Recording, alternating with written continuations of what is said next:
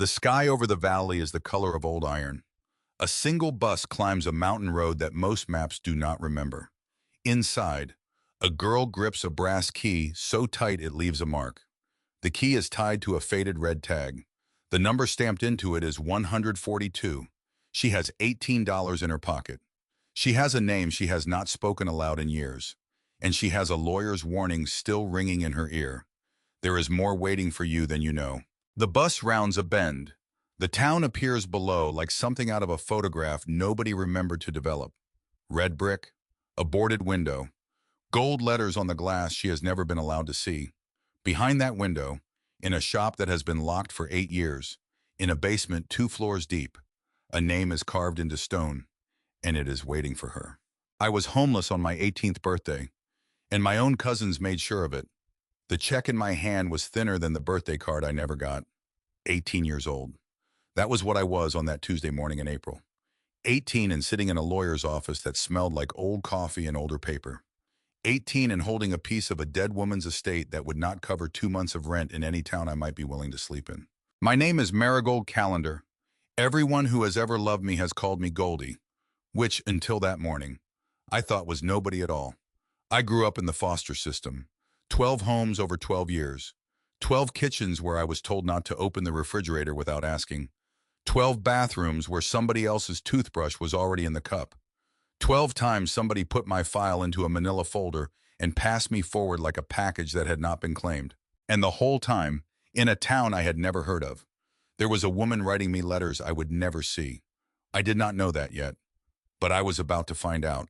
I was about to find out that my 2 older cousins, the ones who cleaned out that estate, before I ever walked into that office, had been stealing from me my whole life. And I do not mean money. I mean something worse. Something you cannot get back. And I was about to find out that the small brass key the lawyer slid across his desk that morning, tied to a faded red plastic tag with the number 142 stamped into the metal in black, was worth more than every dollar those 2 women had taken, because it opened a door. And behind that door, my real life was waiting. The lawyer's name was Ellsworth Blackwood. He looked like his name sounded. Tall, 60-something. A gray suit that fit him in a way that suggested it had been made for him and not bought off a rack in a hurry. His tie was the color of a river in winter. His shoes were older than I was and shone twice as much. He did not smile when I walked in. He did not stand. He gestured to the leather chair across from his desk, the way you might gesture to a stranger you were only meeting because the schedule said so. "Miss Calendar, please sit." I sat. My backpack thumped against the leg of the chair. Everything I owned was in that backpack. 2 pairs of jeans, 4 shirts, a toothbrush, a photograph of my mother I had carried since I was 6 years old and could not remember the day it was taken, and $283 in tips from the diner where I had worked weekends for the last year. That was it. That was my whole life. 18 years, and it fit inside one nylon bag with a broken zipper on the front pocket. Ellsworth Blackwood opened a folder. He slid a piece of paper toward me across the polished wood. Slow, like the paper was heavier than paper had any right to be. "This is what remains of your Aunt Odessa's estate." I looked down. The number was small, smaller than small. Insulting. If I am being honest, though I had learned young not to say words like that in rooms like this one. Grown-ups do not like it when foster kids have opinions. They especially do not like it when foster kids have feelings. So I sat there with my face blank and my heart pounding, and I read the number twice and I said nothing. "Your Aunt Odessa had significant medical expenses in her final years. The long illness that took her did not go quickly. Your cousins Adrienne and Tatum were named as co-executors of the estate. They settled the debts. This is the remainder of your share. Cousins." The word landed strange in my chest. It sat there like a stone dropped into still water. It made rings. I did not have cousins. I had not had cousins yesterday. I had been in the state system for 12 years, and in 12 years nobody had ever mentioned that I had cousins, or an aunt, or a family of any shape at all. "Sir, I did not know she existed." He looked at me then, really looked. It was the first time. Something in his face shifted, just for a second, like a man who had been paid to keep a secret for a long time and was starting to wonder if the payment had been worth it. I know, because he did know. He had known the whole time. I felt the anger start low and hot in my stomach. I did not let it into my face. I had spent 12 years perfecting a face that did not show what was underneath. Miss Calendar, there is something else. He reached into a drawer on the right side of his desk. He pulled out a small brass key. It was attached to a faded red plastic tag with the number 142 stamped into it in worn black digits. He set it on the desk between us, carefully, like it might break. Your aunt was very specific about this. It was not to be included in the estate. It was not to be touched by anyone but you. She protected it in a separate trust when you were 6 years old. 6 years old, which was when my mother died. I stared at the key. I stared at the little red tag. My heart was doing something strange. Not pounding now, just slow, slow and listening. The lawyer answered the question I had not yet asked. The key opened her business. He told me. A soda fountain in a town called Millbrook Hollow. A soda fountain in Millbrook Hollow. I almost laughed. I did not know if it was going to be a real laugh or the other kind.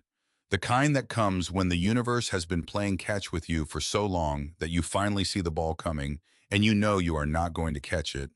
A soda fountain. In some town I had never heard of. Left to me by an aunt I had never met. On the same day I got a check that would not cover a bus pass in the city I was trying to leave. It sounded like a joke. A cruel one. Told by a universe that had already made a hobby out of laughing at me. Ellsworth Blackwood slid a second piece of paper across the desk. A business card. Glossy. Expensive. It had a corporate logo on it in silver. Preston Vane. Meridian Development.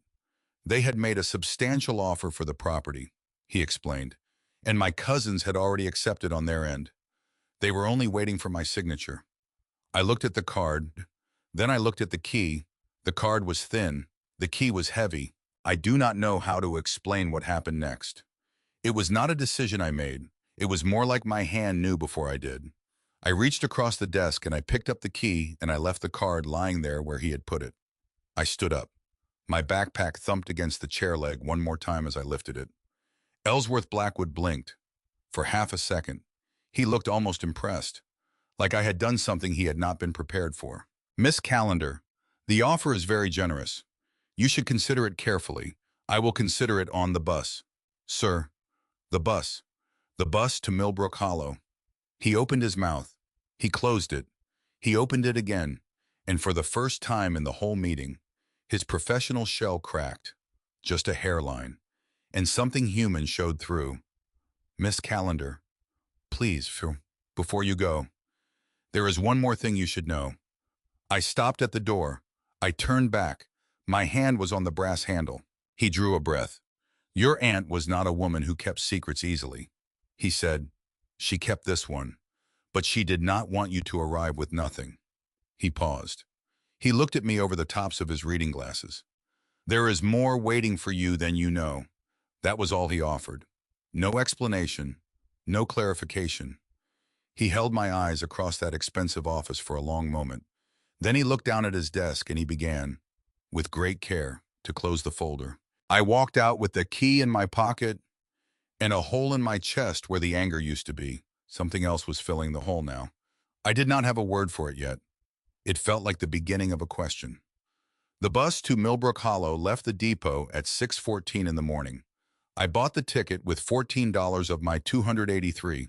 That left me $269 in the world, which was more than I had ever traveled with in my life. I sat on a plastic bench in the depot until boarding. I watched the sky through the smeared glass.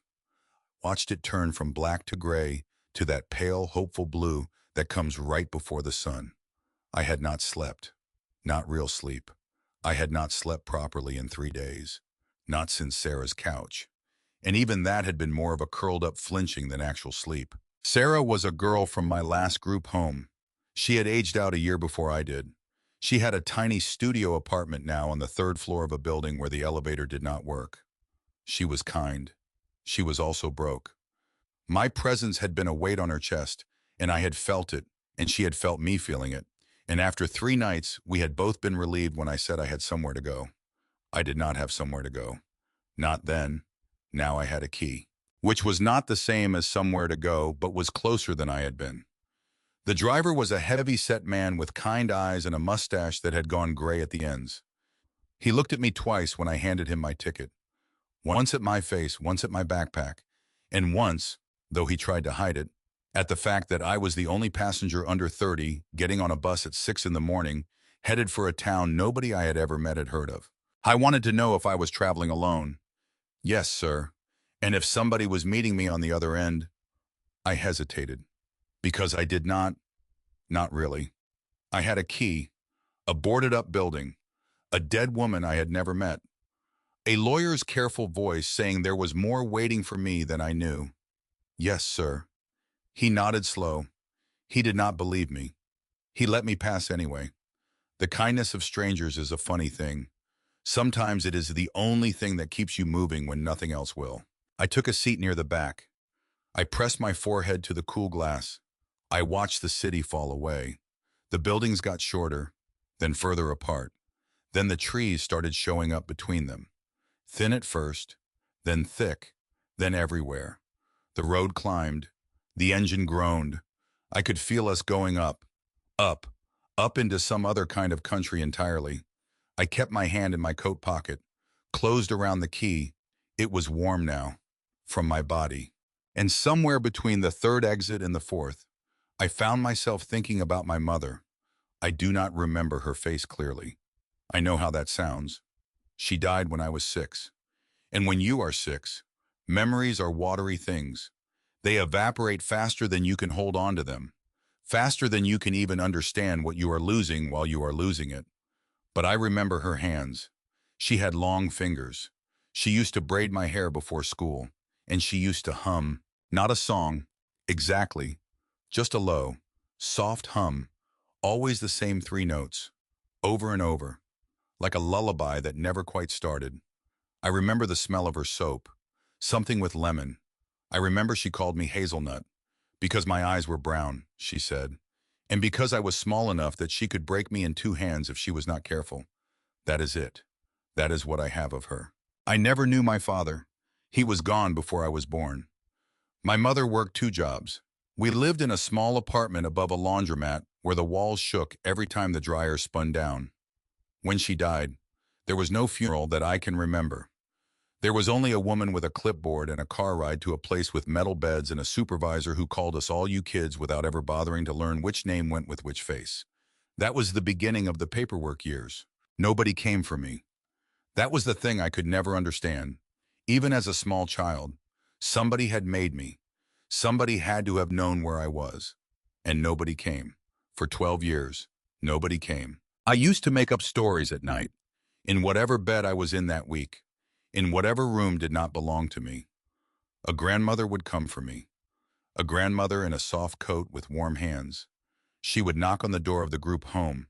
She would say my name in a voice I would recognize from before. From a life I could not remember, but that was mine. I stopped making up those stories by the time I was 10. You have to protect yourself somehow. But now there was a key in my pocket, and a lawyer's careful voice in my head saying there was more waiting for me than I knew, and a woman named Odessa Calendar, whose name I had heard for the first time yesterday, who had left me a soda fountain and a mystery. The bus climbed higher. The sun came up over a ridge of pines and threw gold across the valley below in one long sudden banner. And for the first time in a long time, I let myself imagine, just for a mile or two, that maybe somebody had come for me after all. Maybe I had just been too far away to hear the knock. Millbrook Hollow appeared like something out of a photograph somebody had forgotten to develop. The bus pulled into a stop that was not really a station. It was a wooden sign that said Millbrook Hollow in letters that had once been white and were now the color of oatmeal. There was a bench under the sign. There was a small brick building beside the bench with a hand-painted arrow that pointed to a public restroom. That was it. That was the depot. The driver caught my eye in the mirror as I stood up. He told me to be careful, to call the number on the ticket if I needed anything. I stepped off the bus into air that did not smell like any air I had ever breathed. Pine, first, then something sweeter underneath. Wood smoke, bread rising somewhere down the street, Something floral I could not name but that my body seemed to recognize on its own. The way you recognize a song from a place you cannot remember being. The bus pulled away. It left me standing on the curb alone, backpack on my shoulders, key in my pocket, $269 folded in the toe of my left sock, which was a trick I had learned from a girl named Bree in a group home in a town whose name I could not remember anymore. The town square was small, old, beautiful in a worn-down way. There was a gazebo in the center of a green with wrought iron benches around it. There was a bakery with steam on the windows and letters in gold on the glass that said Ellery's. There was a hardware store with a wooden sign that said Monroe and Son and lettering that was flaking at the edges. There was a post office, a church with a white steeple, a few empty storefronts with brown paper on the windows, and there, in the middle of the block, sat number 142. I knew it before I saw the numbers on the door. I knew it in my chest. The building was 2 stories of dark red brick, weathered soft by time and weather and something else. Something like patience. The front window was huge. Not just big, huge. It was one single arched pane, curved at the top like the window of a cathedral, cut and set into the brick in a way I had never seen before in my life. Someone had told me once, in one of the schools I had briefly attended, that the very old glass in the very old buildings was blown by hand by men who died a long time ago and whose skills no one alive still had. I did not know if that was true, but standing on that sidewalk, looking up at that window, I felt like it was. Somebody had boarded the window over with thick plywood that had grayed and warped in the weather. Above the door, a tattered awning hung down on one side like a broken wing. It had once been red and white. Now it was the color of ash and rope. But you could still read the letters on the plywood-covered glass, painted in gold, once bold, now faded, elegant, looping script. Odessa's sweet corner. I stood on the sidewalk. I looked at the letters, and a small, tight place in my chest cracked open. I do not know why. I do not know how a boarded-up window could do that to a person, but it did. There was something about seeing that name up there in gold. Odessa. Odessa, the name of a woman I had never met who had loved me, apparently, from a distance, my whole life. I felt the tears rise. I pushed them down. Not here, not on the street, not with strangers walking by. A woman walked past with a small brown dog on a red leash. She looked at me. She looked at the building. She looked at me again. Her mouth opened slightly. Then she kept walking. Fast. Which was strange, very strange. 2 teenagers on skateboards rolled past on the far side of the street. One of them nudged the other. They both stared at me. They kept rolling. My face got hot. I looked like exactly what I was. A stranger with a backpack, standing outside a boarded-up building, holding an old key in her pocket. I was about to walk to the bakery, buy a coffee, pretend I had a plan, until the door of the hardware store next to me swung open, and an old man stepped out. I was tall, broad through the shoulders in a way that had not gone soft with age. His hair was white and thick and combed back straight. He wore a canvas work apron over a red plaid flannel shirt. His hands were huge, stained dark at the knuckles with something that was probably grease or wood stain or both. He was 70, maybe older. It was hard to tell. He had one of those faces that had lived a great deal and seemed to still be only halfway through the living. He saw me. He stopped. He just stopped. His mouth opened. It closed. His eyes did something I have only ever seen a handful of times in a whole life full of strangers. They went wet, fast, without any warning at all. Oh, my Lord. I did not know what to say. He was already speaking again. I looked just like her. He told me. And then, in the next breath, he said my name. He said Goldie. I stepped back, which is a strange reflex. But when you grow up like I did, when strangers on the street know your name, it usually means trouble. He held up both hands, slow, calming, the way you would to a spooked horse. Sweetheart, my name is Wendell Monroe. I run this store here.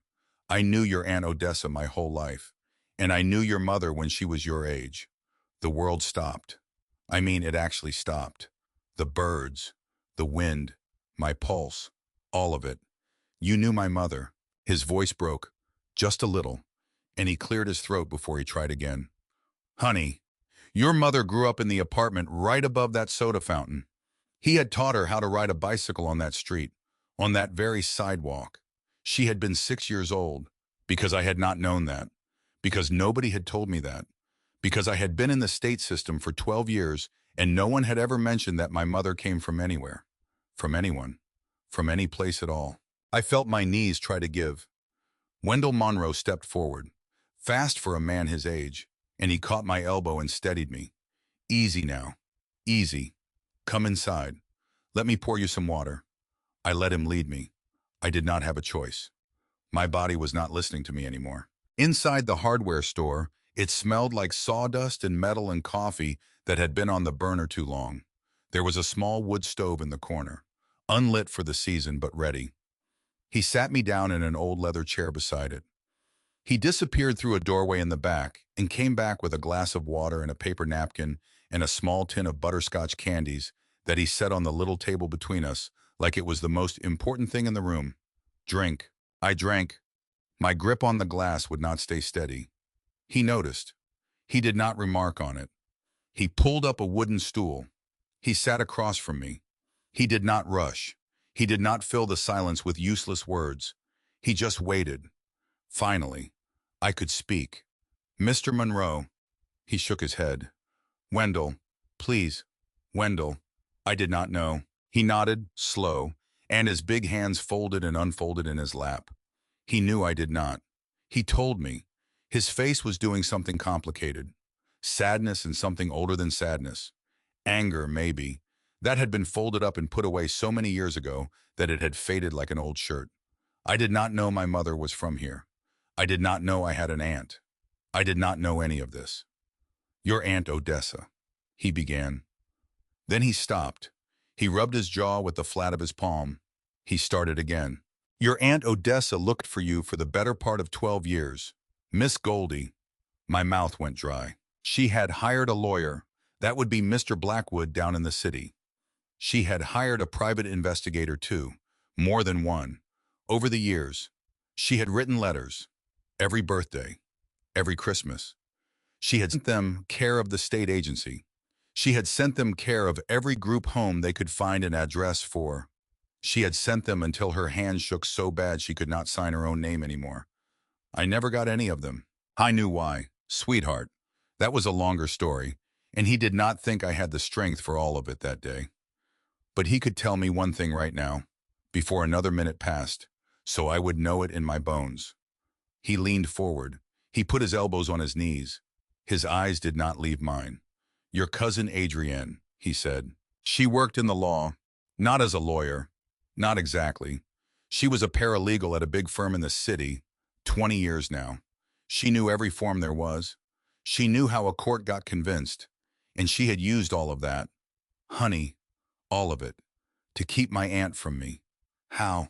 Because on paper, she looked better than a small-town widow with a heart condition and a shuttered soda fountain. She had gotten herself named the family contact with the state agency when I was 7 years old. Every request Odessa had made to see me, to write to me, to have me home for a summer, every one of them had to go through Adrienne first, and Adrienne had said no to every single one. I sat still, very still, because in one sentence, this old man in a canvas apron with butterscotch candy on the table between us had explained the shape of 12 years of my life. The story fit. It fit the way a key fits a lock. It fit the way a door does when you finally put your shoulder against the right one. Adrienne had used the law against my aunt. Not by taking me herself. She had never wanted me. She had made sure nobody could have me. She had put herself between us. She had put herself in the paperwork. And then she had used the paperwork to say no. And no. And no. 12 years. 12 birthdays. 12 empty birthdays. 12 Christmases where the state-issued gift was a candy bar in a paper stocking with somebody else's name crossed out at the top in ballpoint pen. 12 years of thinking nobody in the whole world was thinking of me.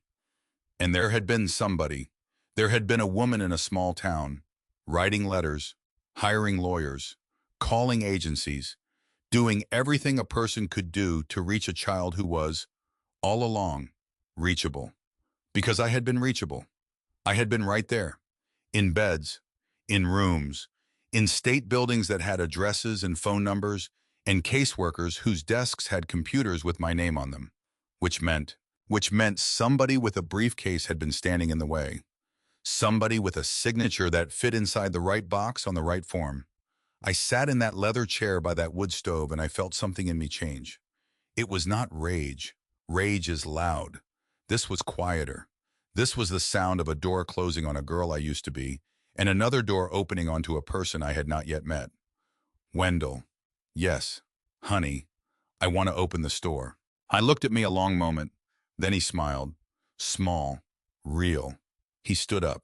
He took off his canvas apron and hung it on a nail by the back door. Well, then, let us get you inside. The plywood came off with a groaning, splintering protest that must have been heard 3 blocks away. Wendell did not ask if I wanted help. He walked back into his store.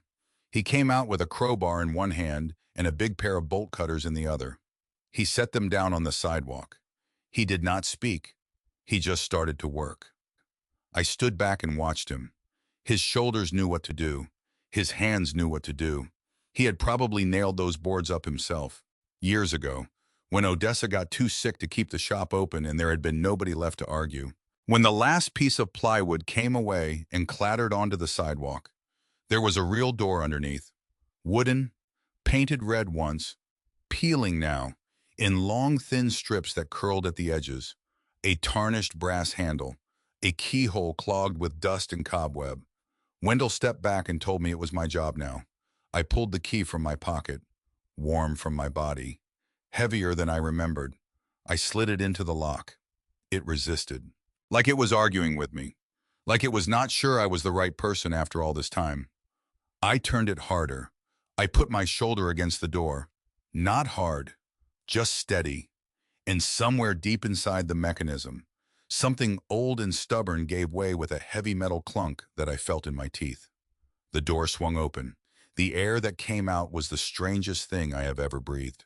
Stale, dusty, full of the ghosts of 100 small smells.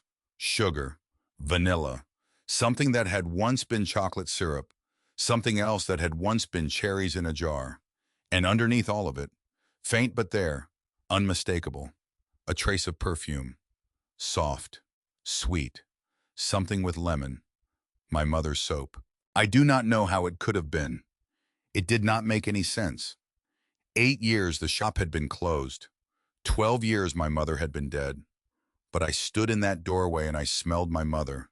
And I was 6 years old for the length of one breath. And I felt her hands in my hair, and I heard those 3 low notes she used to hum. And I felt the whole shape of my life fold in on itself and land somewhere new. Wendell did not say a word. He just stepped back to let me have it. I walked in. The floor was black and white checkered tile under a soft blanket of dust that muffled my footsteps like snow. A long marble counter ran the length of the room, veined in gray, cool and beautiful and covered in the same gray fuzz. Behind the counter, a huge mirrored wall was clouded silver with grime. Silver soda taps rose up from the counter like the necks of tarnished swans, 6 of them in a perfect row. Tall glass jars stood on the shelves behind, empty now, once full of penny candy in a dozen bright colors.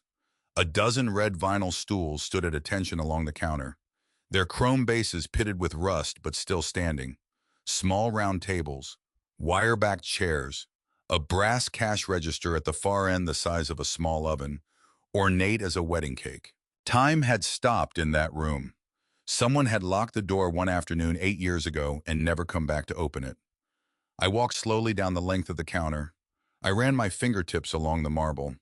The dust came away in gray streaks under my hand and left a bright ribbon of white stone behind. Behind the counter, I found a small kitchen, bustier still, sadder. Copper pots hung from an iron rack, draped in cobwebs. A stack of yellowed paper menus sat on a shelf. Beside the kitchen was a tiny office, barely bigger than a closet. Wooden desk, rotary phone and cream Bakelite, a wall calendar turned to a month 8 years in the past, a framed photograph on the desk. its glass fogged over with a decade of dust. I picked it up. I wiped the glass with the sleeve of my coat, and I saw her. An older woman, silver hair pulled back in a low bun, kind eyes, dark like mine. She was standing in this very shop, behind this very counter, wearing a yellow apron. She was smiling, and on her hip, held up on one strong arm, was a little girl, maybe 5 years old. Dark hair, a gap-toothed grin, a small hand raised toward the camera in a wave. The little girl was me. My knees gave. This time, really gave. I sat down hard on the office chair. It squeaked under me. I held the photograph in both hands.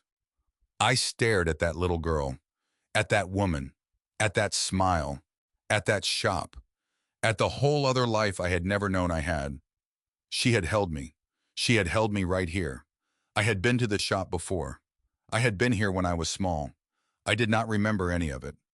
But my body remembered. My body knew that lemon soap. My body knew that marble counter.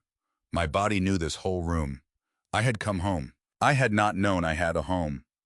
But I had come home anyway. Wendell had waited outside on the sidewalk. He had let me have it, the whole thing. He came in only when I called out to him. And even then he stopped in the doorway and did not step any farther than the threshold. There was one more thing before he would let me be. The fuse box was down in the basement. Odessa had kept the main breaker off after she closed up. If I wanted lights, I had to flip it. The basement. Unhesitated. Not long, just a beat. 2 floors down. Honey. Yes. She built it that way. Or her father did. Long time back. He gave me a small metal flashlight from his apron pocket. He showed me the door in the back hallway.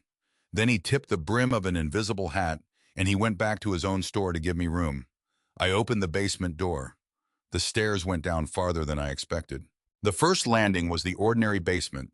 Root cellar for syrups on one side. Wooden shelves lined with empty glass jars. An old ice chest against the far wall. The fuse box on the near wall right where he had said it would be. Everything smelled like earth and cool stone. I flipped the main breaker. Somewhere above me, faintly, I heard a light click on. I could have gone back up then. I did not, because the stairs kept going. There was a second flight, narrower than the first, at the back of the cellar, almost hidden behind the ice chest. Almost. I went down. The second basement was smaller, colder. The walls were rough fieldstone. The ceiling was low enough that I did not have to reach up far to touch it. My flashlight beam moved over the room slowly, like a hand feeling its way in the dark. There was a cot against the far wall, a single narrow cot with a folded gray wool blanket at the foot of it. There was a small enamel wash basin on a wooden stand beside it. There was a coal stove in the corner, tiny black, its little door open to show the empty grate. There was a wooden chair. There was a small mirror on the wall above the basin. There was a shelf with 3 tin cups and a bar of soap and a threadbare towel folded neatly. Somebody had lived down here. More than one somebody. I thought, for short stretches, long enough to need a blanket and a bar of soap, not long enough to bring anything of their own. I turned in a slow circle. My flashlight beam swept over the fieldstone wall behind the cot, and I saw it. Names carved into the stone. Not many, maybe a dozen, some with dates, some just initials, some with a short word or two after them. My beam moved slowly across them, and I read them without meaning to. Nov, 1962. Ruthie B. Deck, 1971. Thank you. 2 names I could not read anymore. The letters worn nearly smooth by time and touch, and near the middle, at eye level, clear and deep as if the carver had taken his time. J. V. Feb. 1985. Thanks. Oh, I stared at it. J. V. The letters were plain. The date was plain. The gratitude at the end was plain and small and steady, the way a man might say thank you if he had come in from the cold with nothing and stayed a while. Something in me, some habit from the paperwork years, made me repeat the numbers under my breath. 1985. 1985. I did not know why I was repeating them.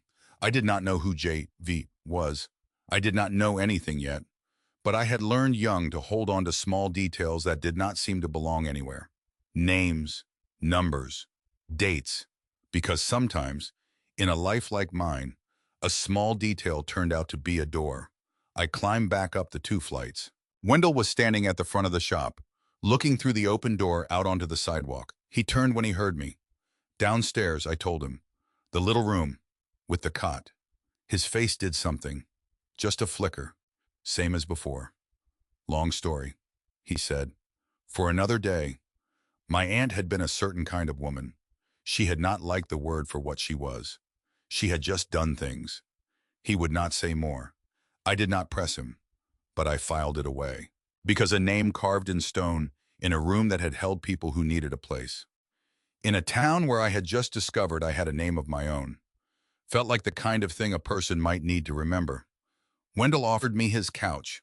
He lived above his hardware store. He told me his wife had passed a few years back, in a voice that made me sit still for a moment. He had a spare room. I could stay as long as I needed. I almost said yes. I said no. Thank you. But I need to be here. He nodded like he had expected that answer.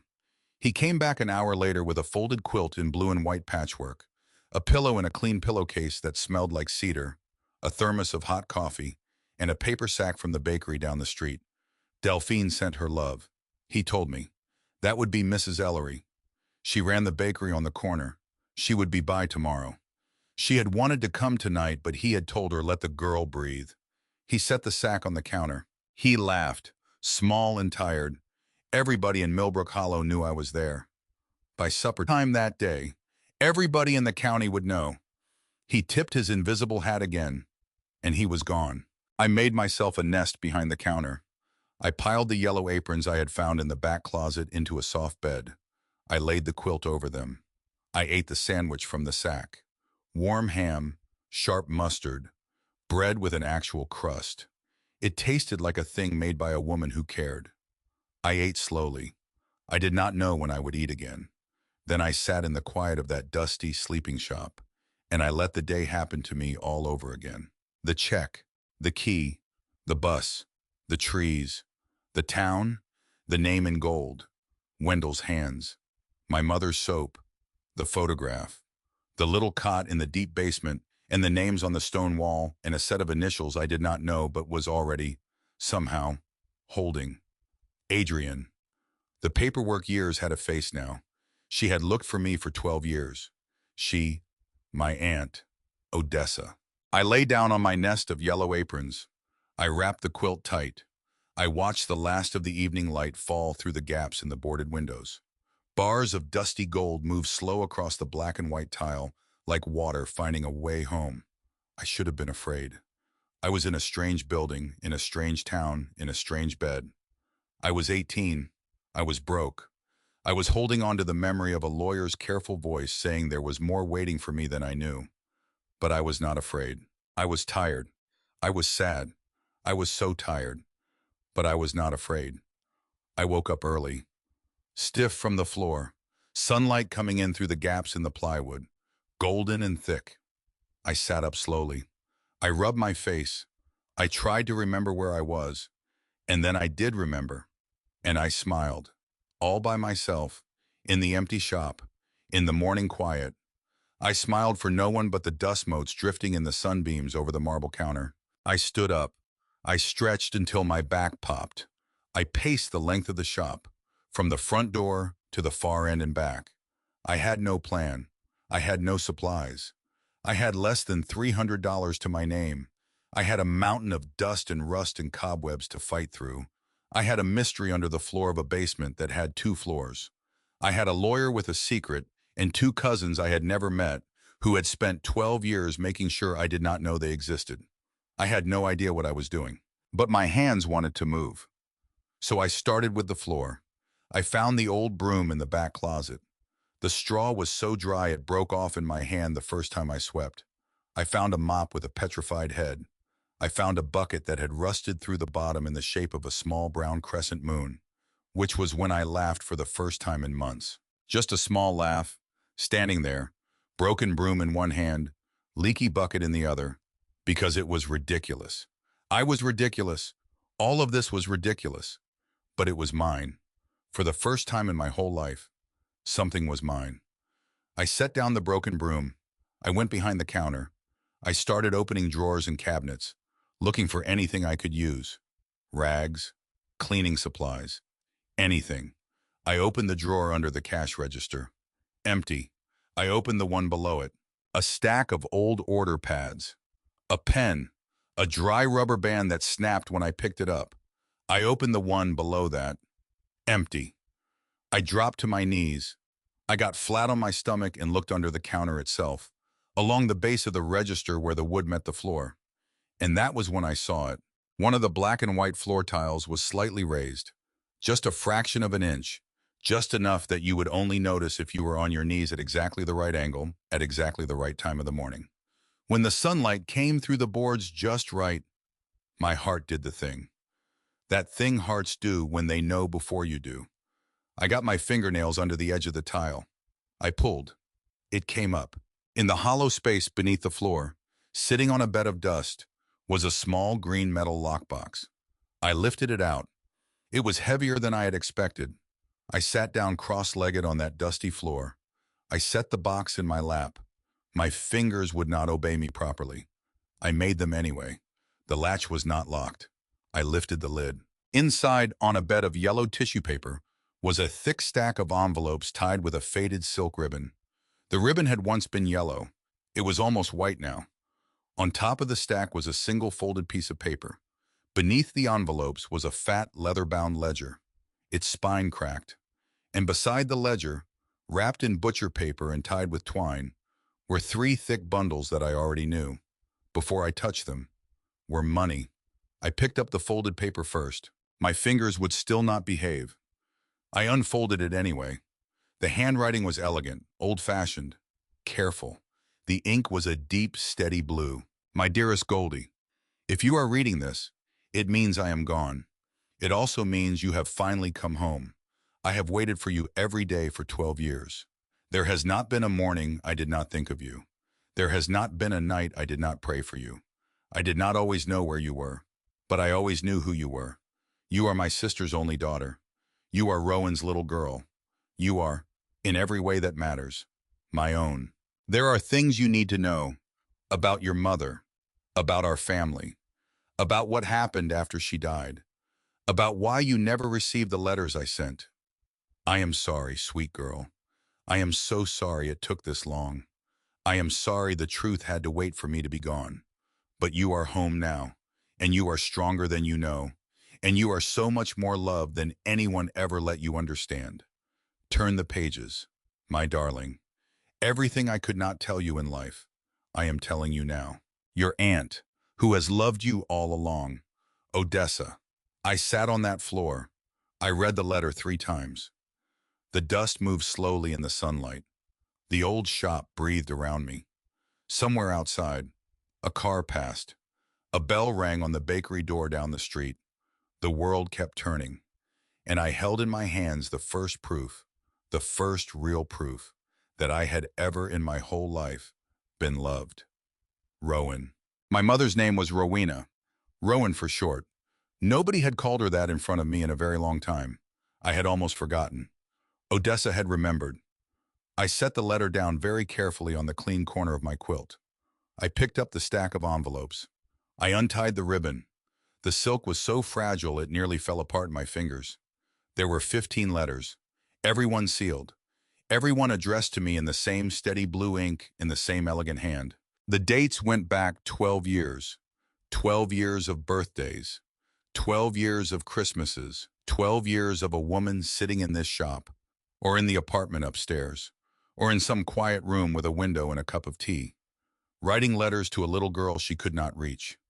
Letters that had waited for me here, under the floor, in the dark, all this time. I picked up the first envelope, the one on top, the one with the earliest postmark, and I turned it over in my hand, and I saw, on the back, in the same steady blue ink, the return address stamped in a neat rectangle. Return to sender. Somebody had sent it back. I lifted the next envelope. Return to sender. The next, return to sender. Every single one, 15 envelopes, 12 different foster placements over 12 different years, 12 different addresses that had all, in their own turn, sent back a small town aunt's careful blue ink love. Because somewhere in the system, on a form somebody had filed and nobody had ever unfiled, my name was flagged with a family contact who was not my aunt, who had, every time, said no. I set the letters down. I picked up the money next because it was the only thing left to touch that would not make me cry. I unwrapped the butcher paper. I counted with fingers that did not seem to remember how. $4,260 in 20s and 50s and hundreds, bound in paper bank bands. Real, solid, heavy in a way that money in a bank account is not. There was a small note paper clipped to the top bundle. 2 sentences. Odessa's steady blue. Pay the back taxes at town hall first. Then get the pipes fixed. Delphine at the bakery knows a good plumber. Start there. The rest will come. I read it 3 times. The rest will come. She had not said what the rest was, which meant the rest was something bigger than money, which meant I had a great deal more reading to do, but not right this second. Right this second. I had a folded piece of blue inked paper on my lap and 15 sealed envelopes and a leather ledger and a small green metal box and $4,260 in my hands, and $269 still folded in the toe of my left sock, and a set of initials carved into a fieldstone wall 2 floors under my feet, and a shop, and a mystery, and a town full of people who apparently already knew my name. I sat on the dusty floor. I closed the box. I closed my eyes. I pressed the box to my chest. And in the quiet of the shop that had waited 8 years for someone to come home, I said out loud, to a woman I would never meet, to a mother I could barely remember, to the little girl I had been in a photograph I had just found on a desk in a room that had been holding it in the dark. I said it small. I said it steady. I hear you. The dust moved in the sunlight. The old shop breathed. And somewhere upstairs, in the apartment where my mother had grown up, a floorboard settled with a soft wooden sigh, as if the whole building had been waiting a long time to exhale. Delphine Ellery came through the front door at 10 in the morning, like she had been waiting on the sidewalk since sunrise for permission to knock. She was maybe 55, small and round in the way of a woman who spent her life around fresh bread and did not spend a single minute apologizing for it. Her hair was a cheerful bright silver, cut short around her ears. Her cheeks were pink from the morning air. Her forearms were floured almost to the elbows. She was carrying a covered wicker basket over one arm and a thermos under the other, and she had a dish towel folded across her shoulder like a small white flag. She stopped inside the doorway. She looked at me. She looked at the mess of the shop, at the swept spot where I had been working, at the pile of yellow aprons that had been my bed, at the little green metal box still sitting open on the marble counter beside a stack of 15 sealed envelopes. She looked at me again, and she burst into tears. Oh, sweet baby. That was the first thing. Oh, sweet baby. Oh, honey. Oh, Lord in heaven. Look at you. She set the basket down on the marble counter. She set the thermos down. She crossed the room in 3 quick steps, faster than a woman her size ought to have been able to move. And she wrapped me in a hug that smelled like cinnamon and yeast and warm butter and lemon zest all at once. I stood very still, because I did not know what to do with a hug like that. Because I had not been hugged by a stranger who was crying into my hair in 18 years of living. Because the group homes did not do it, and the foster mothers did not do it, and the diner where I had worked weekends did not do it. Because, ma'am, she let me go and told me to call her Delphine. Please, Delphine, honey, Delphine. She stepped back. She wiped her eyes with the back of a floured hand and left a soft smear of white on her cheek. She did not seem to notice or care. She uncovered the wicker basket. Inside were cinnamon rolls the size of my closed fist, still warm, glossy with white icing that had run down their spirals in slow rivers. Eat, honey, ma'am. I have not. Eat. I sat on a dusty stool at the marble counter. She pulled another stool close and sat with me, her small feet not quite touching the floor. She watched me eat like she was watching a plant get watered for the first time in a year. Careful, hopeful. The cinnamon roll fell apart in my hands. Warm, sweet, real. I had not had breakfast in 3 days. I had not had breakfast made by a woman in a very long time before that. Wendell had called her last night, Delphine explained, her voice low and careful. He had told her Rowan's girl was here. I stopped chewing. You knew her too. Honey, she had been 2 grades below her in school. She had bought penny candy off that very counter for 8 years of her childhood. My aunt Odessa had given her her first job. She had worked here every summer through high school. She had worked here the summer she met her husband. She had made her first white cake in that kitchen back there. And my aunt had let her use every ounce of vanilla in the pantry, and she had not charged her a dime. She looked at me. Her eyes were wet again. My mama had been the prettiest girl in Millbrook Hollow, she told me, and the kindest, and she used to sneak Delphine extra sprinkles when my aunt was not looking. I set the cinnamon roll down, because I could not eat and hear that at the same time. My chest was not big enough. I am sorry, I said. She reached over and took my hand. Her fingers were warm from the ovens. She had a laugh like a bell. I would learn later. She had a way of touching a person on the wrist that made you feel, for one small second, like she had been waiting for you specifically. My mother, Rowan Callender, had been going to be somebody. She could sing. She could paint. She could talk any of us out of a bad mood in about 30 seconds flat. She had been the sun of this whole street. What happened? Delphine looked down at her lap. She sighed. She had fallen in love with the wrong man. Honey. He had not been from here. He had come through town one summer selling something Delphine did not even remember anymore. Charming, handsome, wrong the whole way down to the bone. My Aunt Odessa had seen it. Everybody had seen it. But my mama had been 19 and stubborn and in love. My father, yes. Honey, what happened to him? I had left her when she was pregnant with me. Nobody around here had ever seen him again. My mother had packed her things and gone to the city because she was ashamed. She had thought coming home would mean admitting she had failed. My aunt had begged her to stay. Begged her. But Rowan would not. She had kept saying she would come back when she was ready, when she was on her feet. Delphine's eyes were shining. She squeezed my hand. She never got back on her feet, sweetheart. And she never came home. The shop was very quiet, except for the sound of the old wall clock, which I had not even noticed until now. It was still working, somehow, still ticking, a steady, small heartbeat in the dust. She died of pneumonia. My aunt had not found out for almost 3 weeks. Nobody had called her. Nobody had written. And by the time she learned of it, they had already put me in the system. I did not answer. I did not have the mouth for it yet. Delphine let me sit. She did not fill the silence with more information. She just kept holding my hand. That was the thing that undid me a little. More than anything she had said. That she did not need me to say something back. She stood up eventually. She smoothed her apron. She had to run the counter. Honey. But she was 5 doors down. That way, if I needed bread, I could come see her. If I needed eggs, I could come see her. If I needed a bucket that did not leak, Wendell had one. If I needed to sit and not talk for an hour, she had a stool by the front window and she would not say a word. I nodded. I could not do more than nod. She kissed the top of my head like a grandmother, like a mother, like a woman who had earned the right, and she was gone. Boyd Marchetti came at noon. He was a wiry man in his 60s with a gray mustache that reached past the corners of his mouth. His hands were like rope. He had one steel tooth on the left side of his jaw that caught the light when he talked, which was almost never. Wendell had called him. Wendell had told him what he needed to know. Boyd walked around the shop with a flashlight the length of his forearm. He poked things. He grunted a lot.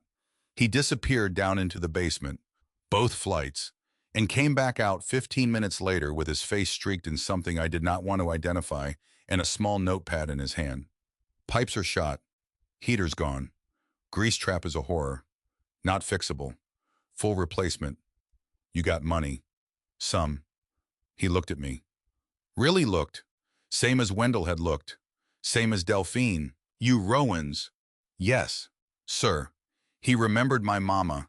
She had babysat his little brother in '79. He did not add anything to that. He walked out to his truck, came back with a clipboard, Started writing. He gave me a number when he was done. It was less than half of what it should have been. Boyd, this is, do not, but this is Miss Calendar.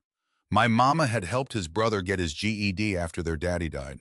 She had sat with him 3 nights a week at that back table right there. She had never taken a dollar. He had owed this family 45 years. Let him pay it. His voice was rough at the edges. His eyes stayed on the ground. He tore the top page off the clipboard and set it on the marble counter and did not look at me. I did not argue, because I had spent 12 years being nobody's family. And now I had a plumber who owed my dead mother a debt he had been carrying for 45 years. And the debt was mine now, just because I had walked through that door. I paid Boyd the deposit in cash from Odessa's envelope. He held the bills a second longer than he needed to. He tipped the brim of his ball cap. He was gone. Ellis Draycott came the next afternoon. I was younger than the rest, maybe 35. Sandy hair that would not lie down, a tool belt he wore like he had been born wearing it. He had the sort of face that always looked like it was about to smile. He walked into the shop, looked around at the wiring, tipped his head back, and whistled long and low. He could burn the place down for me real easy. He offered, if that would help with the insurance. I laughed. I did not expect to. It came out anyway. I grinned. Wendell had said I had one of those. He worked for 6 hours. He climbed on ladders. He crawled behind panels. He hummed while he worked, which was a habit I had not heard in a long time from a grown man doing anything. He hummed the same 3 notes over and over. I stopped in the middle of scrubbing the mirror behind the counter to listen. He caught me. Sorry. He did not even know he did it. His mother used to hum that when he was little. Could not get it out of his head. Who was your mother? Molly Draycott. Died when he was 7. I looked at him. He looked back. Something small and quiet passed between us. My mama used to hum too. Right, right. Small town, Miss Calendar. It was a whole choir of ladies who were not here anymore, and we all still heard them. He turned back to the wiring. He did not charge me for the labor, only the parts. He gave me his phone number on the back of a receipt and told me if anything sparked or smoked or shocked me to call him at any hour. He was out the door before I could say thank you properly. They came all week. Not in a parade, not all at once, in ones and twos, slow and careful, like people who did not want to crowd me. An old woman brought a rag rug she had woven herself, blue and cream, to put by the door. She left it and walked away before I could ask her name. The barber down the street brought a hand-drawn diagram of the wiring in the wall. He had been an electrician's apprentice as a teenager and remembered where every switch was. The lady from the antique shop next door, Mrs. Faraday, pulled 6 wireback chairs out of her storage room and said her mother had bought them from Odessa in 1971, and it felt right that they come home. A 10-year-old boy in a Cub Scout uniform brought a small potted violet in a yellow pot. His mother had told him to. He set it on the counter and said, in a rush, that his grandmother wanted me to have it because his grandmother used to babysit my mother when my mother was small. He did not wait for me to answer. He ran out. The whole town was giving my aunt's shop back to me. Piece by piece, chair by chair, rag rug by rag rug, and piece by piece, they were giving me my mother, because everyone had a story. Rowan sat at the 3rd stool from the end, always. Would not sit anywhere else. Rowan always ordered a lemon phosphate. Rowan could whistle through her teeth. Rowan once broke a glass and cried so hard your aunt gave her a whole free milkshake to calm her down. Rowan painted the sign on the front window when she was 15. See the shape of the A. See the little curl at the bottom of it. That is her hand. That is your mother's hand. I stood in front of the boarded window for a long time that afternoon. I stared at the gold letters.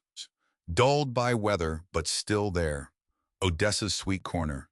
The A had a curl, a little swoop at the bottom. My mother had made that swoop. I put my palm flat against the inside of the glass, right over the letter.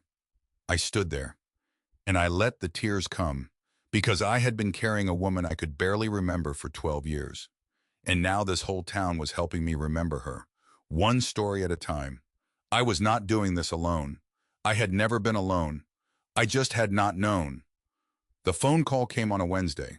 I was up on a stepladder, wiping down the big mirror behind the counter.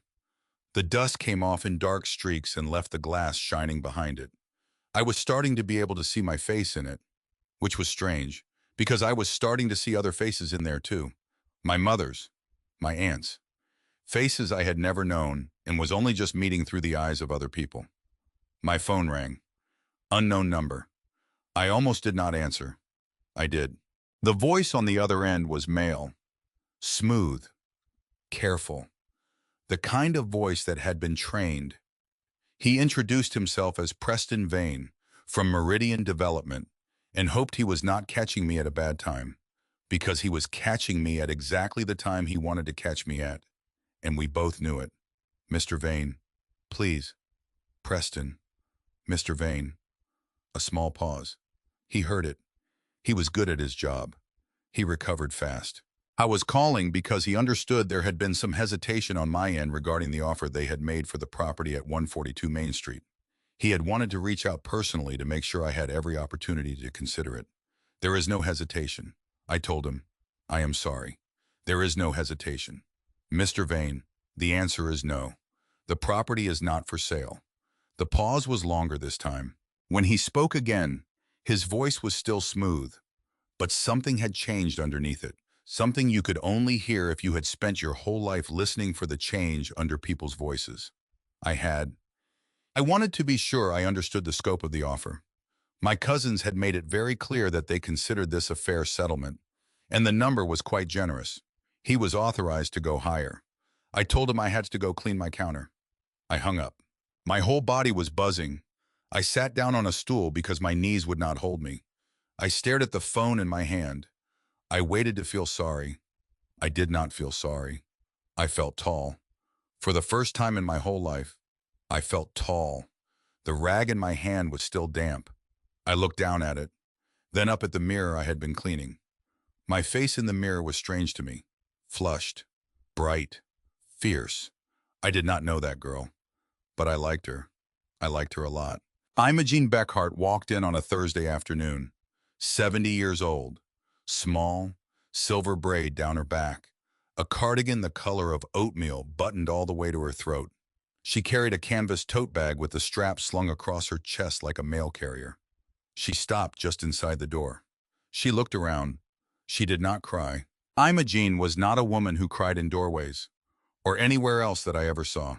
She was a woman who nodded once, slow, set her tote down on the counter, put her hands on her narrow hips, and told me I had my mother's chin. That was how she introduced herself. I did not know what to say. Imogene Beckhart. She had been my mother's best friend from the time they were 4 years old, and she had been waiting for me to come home for a long time. She walked over. She took my face in both her small, dry hands. She looked at me for a long second. Then she kissed my forehead. There you are. 2 words. Just 2. A knot inside me came undone. I do not know how else to describe it. There is a knot in the middle of a foster kid. A knot you do not know you are carrying until somebody looks at you like that. Somebody who knew your mother. Somebody who remembers what you might have been. The knot did not vanish. It just loosened a little, enough for me to breathe. I sat down on a stool. Imogene sat down beside me. She did not ask me any questions. She did not make me perform.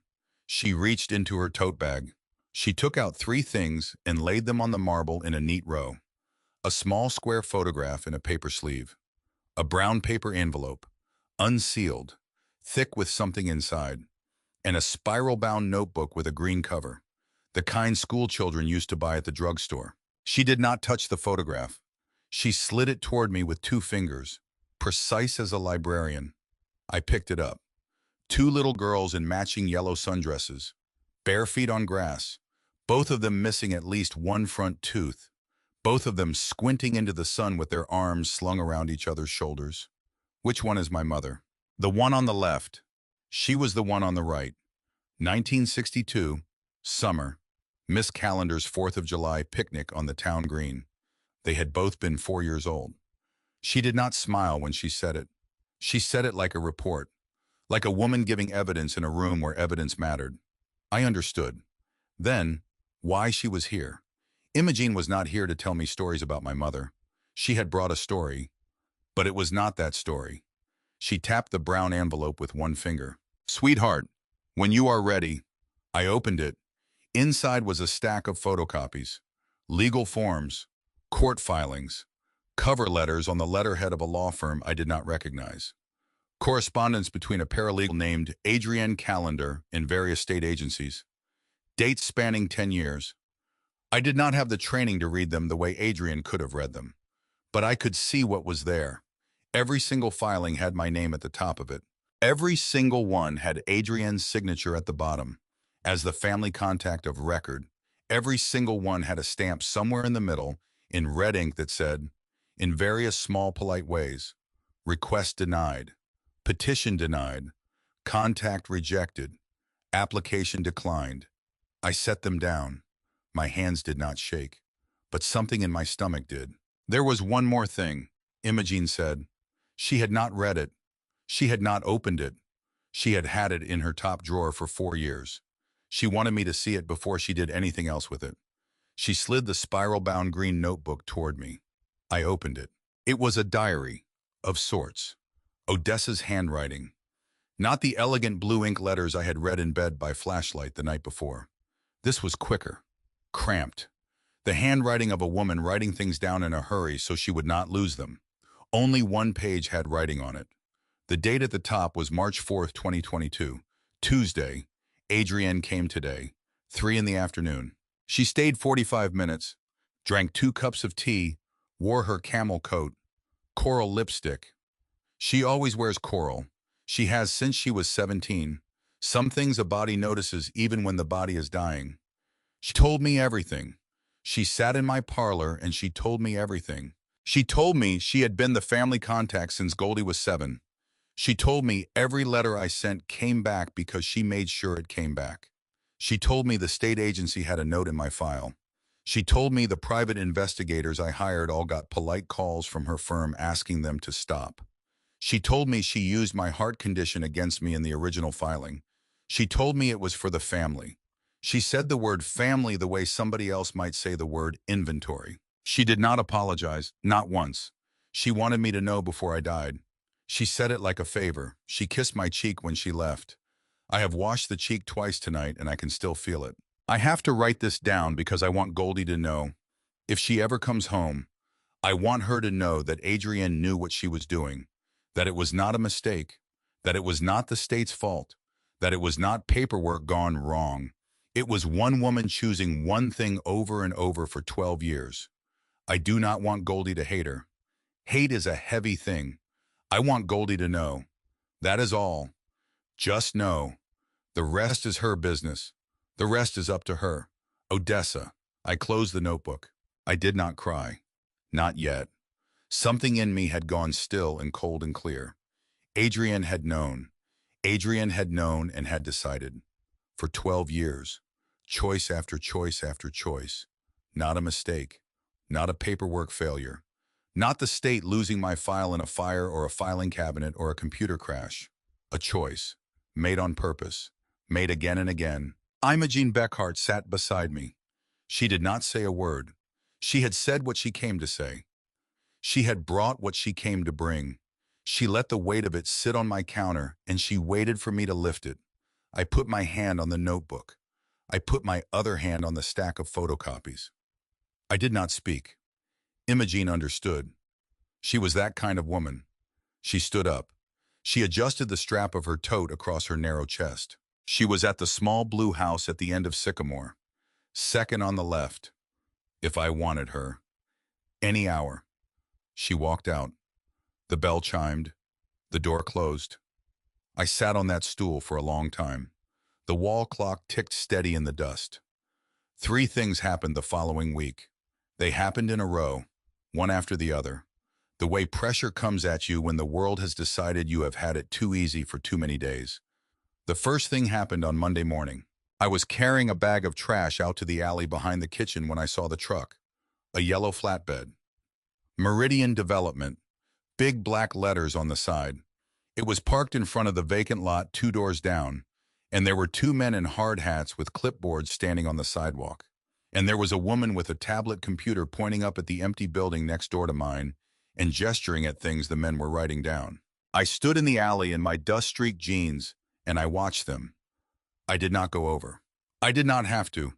By 4 in the afternoon, a stake had been driven into the lot with an orange plastic tag on top.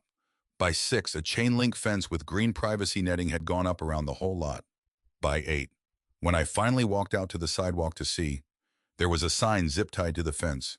Coming soon, Meridian Municipal Parking Facility, convenient downtown access, a parking lot, 2 doors down, which meant, when I stepped back into the middle of the street and looked at my window, that my huge arched window, that impossible one-piece pane of hand-blown glass from the 1920s, would have a view of nothing but flat asphalt and painted white lines forever, assuming they let the window stay at all. Because parking lots come with lights, parking lots come with signs. Parking lots come with drive-through lanes that shave the sidewalk down by 3 feet on either side to accommodate the turning radius of a mid-size SUV. Preston Vane had made his second move. He had not called. He had not written. He had bought the lot 2 down from mine and put a fence around it, and the fence was his letter. The fence said, "You will sell to us, or we will make sure the shop you did not sell is worth nothing to anyone." I stood on the sidewalk for a long time. I did not cry. I did not shout. I did not go inside and make a phone call. I walked back into my shop. I locked the door. I sat down at the counter with the ledger in front of me, and I began, for the first time in my life, to teach myself how to read a small business's expenses on a page. Because if I was going to lose this fight, I was going to lose it on my own terms. And if I was going to win it, I was going to win it with a very specific kind of math. The second thing happened on Wednesday. An envelope, certified mail. The postman knocked on the front door and had me sign a little green card.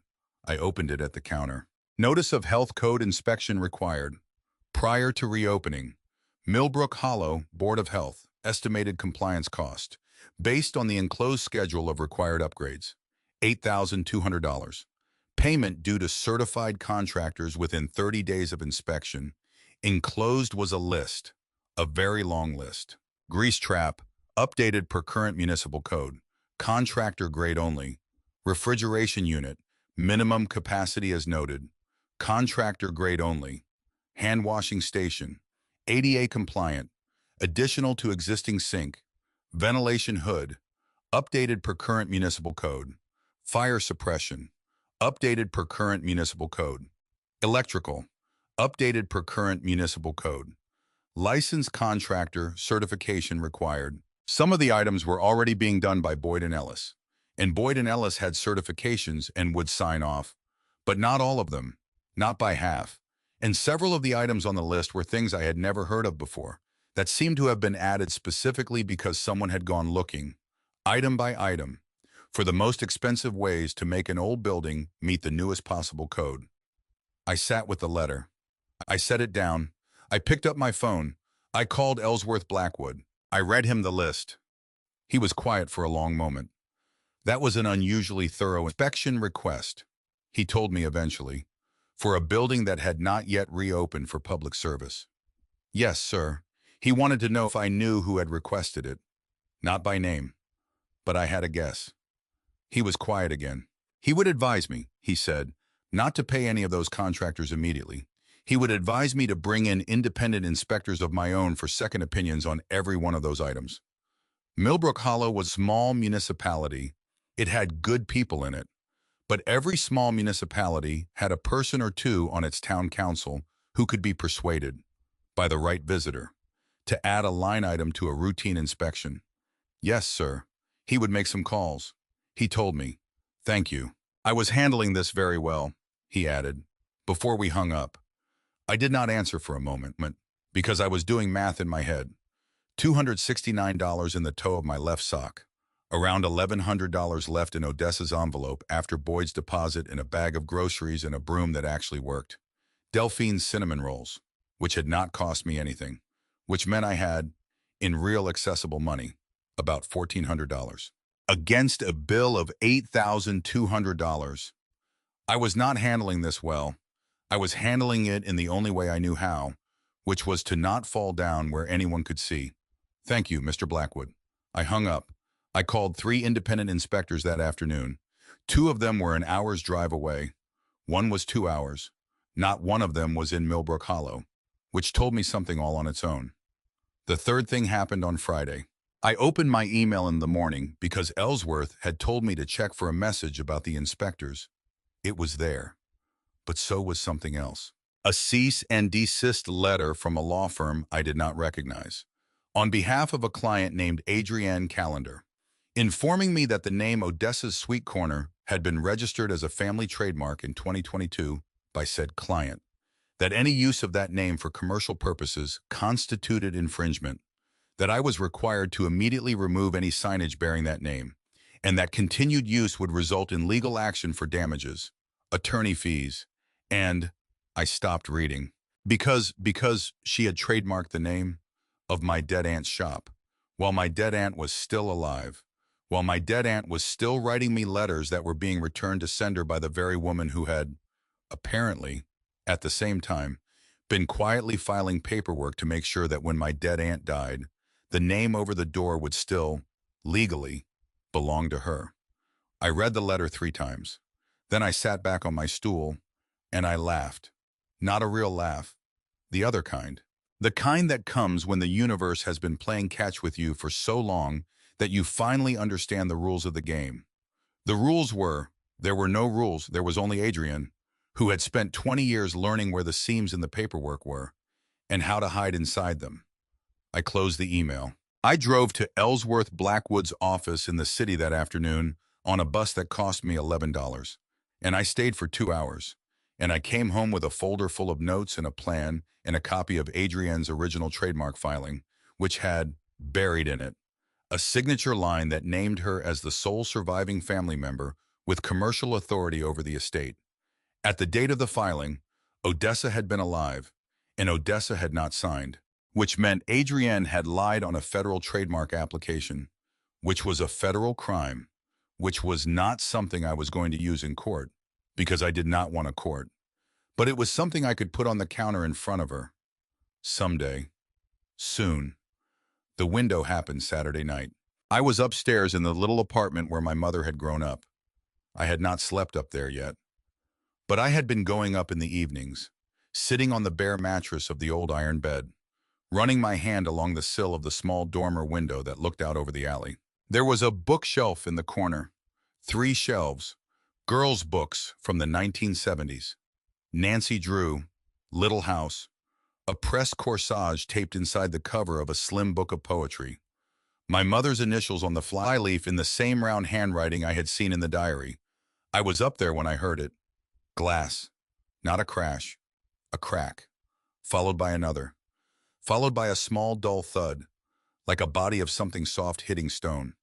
I went downstairs slow. I did not run. I had learned young not to run in the dark towards sounds I did not recognize. The kitchen was dark. The back door was closed. The alley window, the small square one over the sink, was broken. A hole the size of a fist. A halo of cracks radiating out from the hole. A brick on the tile floor beneath it. Not a huge brick, a red one. From a pile down the alley behind Mrs. Faraday's shop. Most likely. There was no note tied to it. There did not need to be. I stood in the dark kitchen for a long time. I did not cry. I picked up the brick. I set it on the counter beside the cash register. I called Wendell. He was at my back door in 11 minutes with a piece of plywood, a hammer, and a canvas apron thrown over pajama pants and a heavy coat. He looked at the window. He looked at the brick. Anything missing? No, sir. Anything scared out of you? No, sir. Any idea who? Sir, I have an idea. I do not have a name. I did not press me. He measured the window frame. He cut the plywood. He nailed it up. He did all of this without saying more than 3 words in a row, which was, I was learning. The Wendell Monroe method for handling anything hard. When he was done, he stood in the middle of the kitchen and looked at me for a long moment. I was not planning to leave. Was I? No, sir. I was not planning to be afraid. No, sir. He nodded. All right, then. Sleep upstairs tonight. Not down here. Lock the door at the top of those stairs. He would be back at 6 in the morning with a real window. He went home. I did not go upstairs. I sat at the marble counter in the dark shop with the brick in front of me, and I did not sleep and I did not cry, and by the time the sky outside started to gray toward morning, I had made a decision. The pressure had a shape now. The parking lot, the inspection, the trademark, the brick. They were all the same voice speaking in 4 different rooms. She wanted me to leave. She was not going to leave first, which meant I had to bring the whole thing into one room. I had to put her at the counter my aunt had polished for 50 years, in front of people who had known my mother when she was 4 years old. And I had to make her look at the truth on the marble and let it look back. I went into the office at dawn. I had been in there before. I had cleaned the desk. I had emptied the drawers of yellowed receipts and Christmas cards. I had sorted, week by week, through the paper detritus of a woman who had loved her life and had kept it. But I had never done what I did that morning, which was to go through the office looking specifically for anything Adrian might have missed. Because if Odessa had known Adrian was watching, and Odessa had known, by March of 2022, exactly what Adrian was capable of, then Odessa would have hidden things. I started at the desk. I moved to the file cabinet. I went behind the file cabinet, along the wallpapered wall. I ran my hand over every square inch of that wallpaper, and I found it. Behind the file cabinet, in the corner where nobody would look unless they were looking, a small square patch of wallpaper did not match. It was close. It was faded to almost the same shade, but the vertical stripes did not line up, and the seam had been sealed with something that had gone hard. My heart did the thing. I got a paring knife from the kitchen. I peeled back the paper. Behind the paper was a small, neat square of drywall, cut cleanly, set back into the hole with a bead of caulk gone stiff. I worked the piece out with the knife. It came loose in my hand. Inside the wall cavity was a small book, leather, softened at the corners, wrapped in a piece of dark blue cotton. I lifted it out. I sat down on the office floor. I unwrapped the cotton. The book was a diary. The name inside the cover, in faded pencil, was Rowena Calendar, my mother's diary. I sat down on the floor of the office of my aunt's soda fountain because my legs would not hold me anymore. I opened the book, my mother's handwriting. Round, careful, 19 years old. Odessa says he is not good for me, but she does not understand. Nobody understands. He looks at me like I am the only person in the world. I turned pages, skipped ahead. My fingers picked pages at random. Aunt A says come home. I cannot come home. Not like this. Not yet. Baby moved today. Just a flutter. I cried. She was born at 4:17 in the morning. She has my mouth. She has his eyes.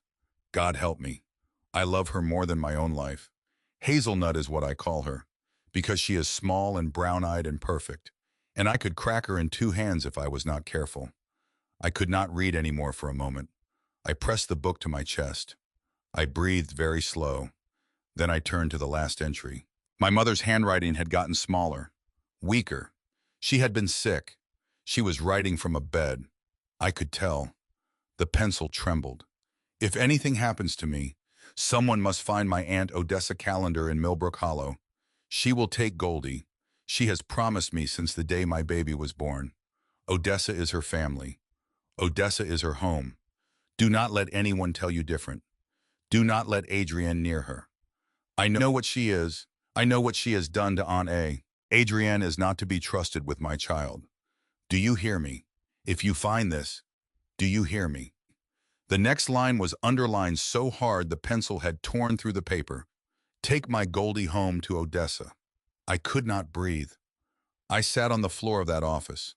I stared at the words. I understood what I was looking at.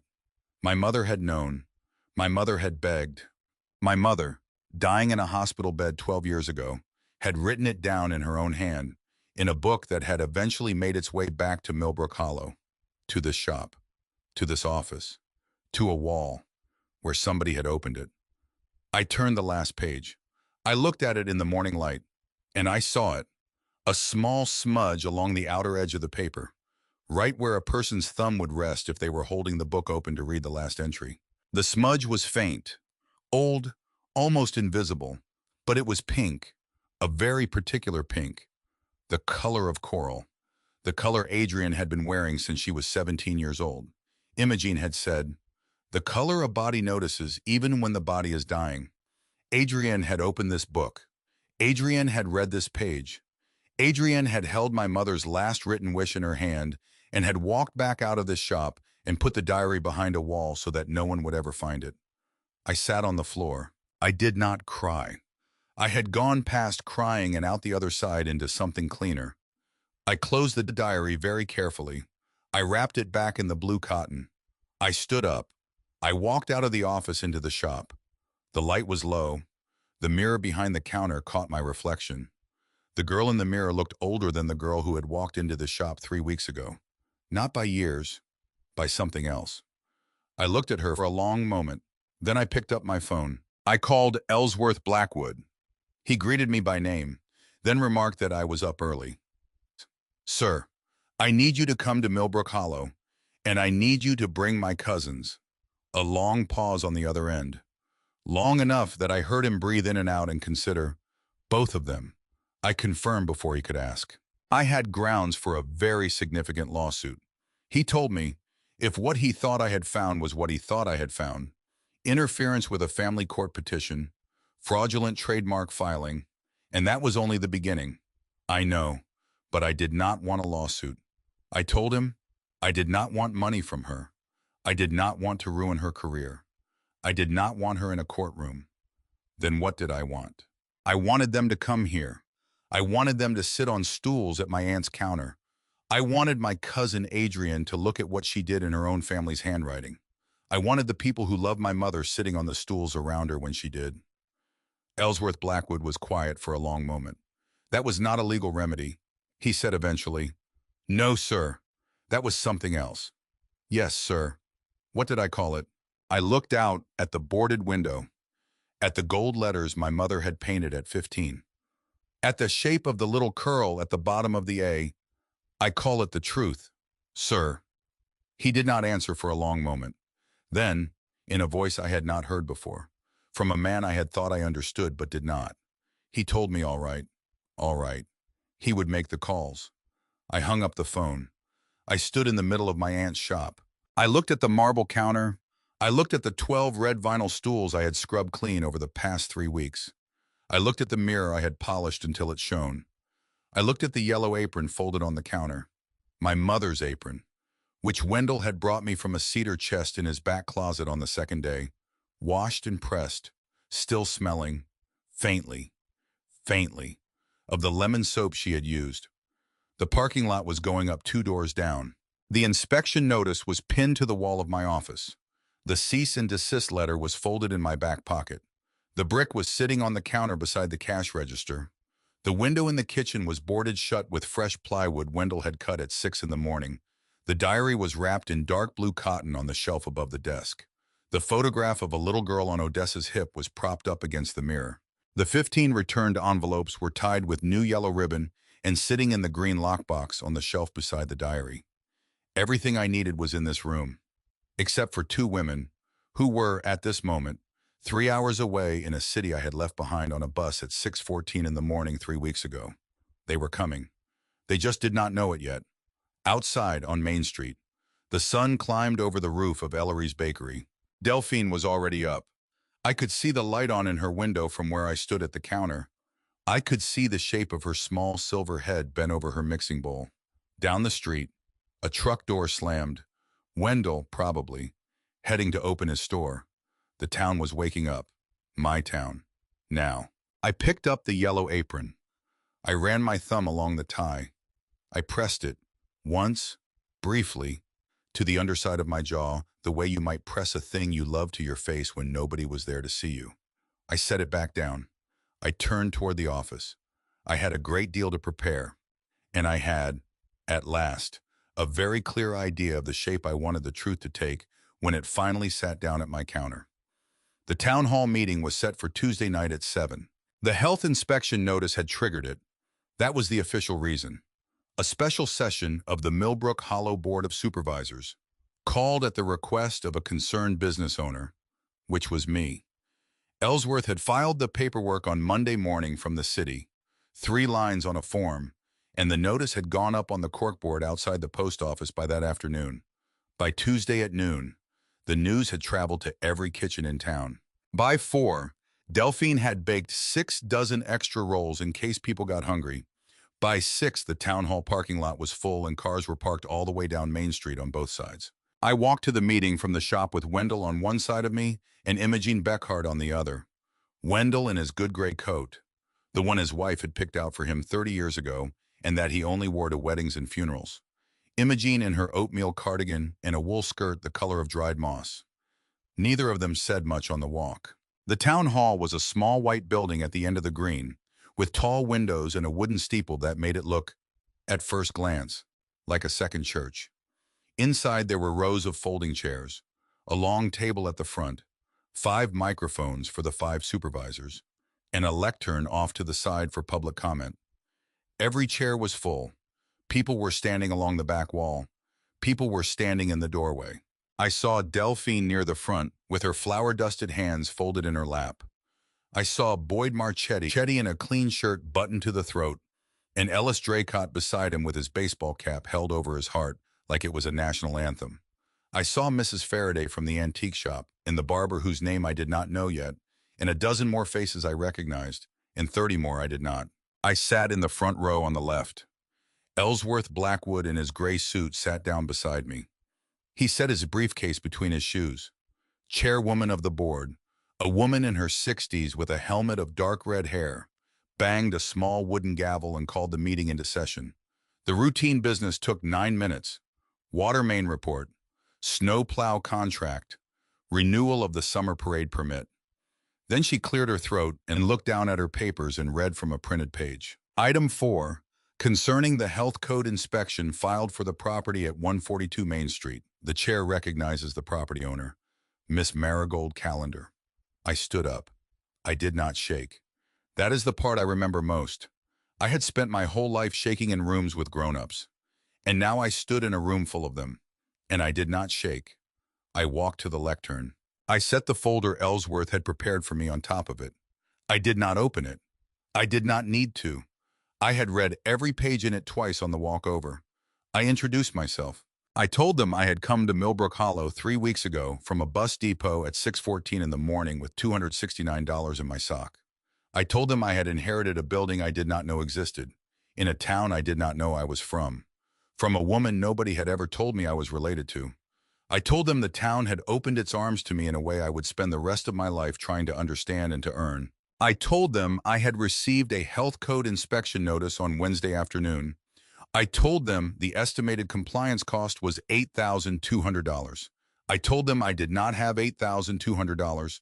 I did not raise my voice. I did not need to. Further, I told them I had, over the past 3 business days, obtained second opinions on every item on the inspection list from 3 independent inspectors, all of whom operated outside the county, and, holding up a sheet of paper, I told them that all 3 had concluded that 4 of the 12 items on my list were not required by current code at all, that 3 others were required only at the point of a change of ownership, which had already occurred and could not be legally required again, that 2 more had been priced at roughly triple the going rate, and that only 3 of the 12 items were actually necessary, and those 3 were already being handled by Boyd Marchetti and Ellis Draycott, both of whom held valid contractors' licenses and had already begun the work. I put the paper down, the total actual cost. I told them, once you subtracted the padding, was about $1,100. I had $1,100. I would like to know, I told the room, why my inspection notice had contained a bill for 7 times what my building actually required. I would like to know who had sat with the inspector when the list was drawn up. I would like the record to reflect that I was asking these questions publicly, in front of my neighbors, because I had learned, over the past 3 weeks, that in Millbrook Hollow the truth was best kept where the light could get at it. I stepped away from the lectern. The chairwoman's mouth was open, just slightly. She closed it. The room did not clap. That is the strange thing. Nobody clapped. It was the wrong kind of moment for that. But something in the room settled. Something in the shape of the silence shifted from held breath to the exhale that comes right before a decision. Wendell stood up next. He walked to the lectern in his slow, careful way. He put his big stained hands on either side of it. He did not use notes. Rowan Callender was a girl he had taught to ride a bicycle on Main Street in 1988. He let that sentence sit for a moment. Odessa Callender was a woman he had sold nails and hinges and paint to for 41 years. He let that one sit too. I did not know a great deal about codes and inspectors and municipal law. He told the board. He knew about hardware. In 41 years, he had never once seen an inspection list for a small business that ran to 12 pages. In his opinion, the shortest way to say what he had come to say was that Marigold Callender was Rowan's little girl, and Rowan's little girl was home, and this town was not going to lose her to a piece of paper. He nodded once to the chairwoman. I walked back to his seat. Delphine stood up. She did not go to the lectern. She stood in her row and she turned to face the whole room, and her voice, when it came, was not the warm bakery voice I had heard for 3 weeks. It was the voice of a woman who had been running a small business in the same town for 32 years, who knew every one of her neighbors by name, and who was choosing, on this Tuesday night, to be loud. Rowan Callender had helped her make her first white cake in that kitchen at the back of the soda fountain when she was 9 years old. She had a letter, upstairs in her top drawer, that Rowan had written her when Rowan ran off to the city, and here she paused and closed her eyes to remember it, in which Rowan had said, "Tell Odessa I will come home when I am not ashamed anymore." Delphine's voice broke on that word, ashamed, but she did not sit down. Rowan never got to come home, she reminded us. Rowan's little girl had come home for her.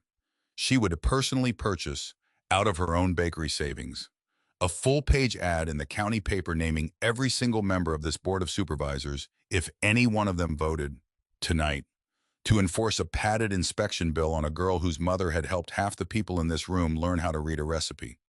She sat down. The chairwoman blinked. Somebody in the third row, an older man in a John Deere cap I did not know, said quietly and clearly, "Second the motion." Even though there was no motion on the table, the room laughed. Not a big laugh, a small dry one, the kind small towns laugh when the mood turns. But it broke something. The tension in the room came down a notch.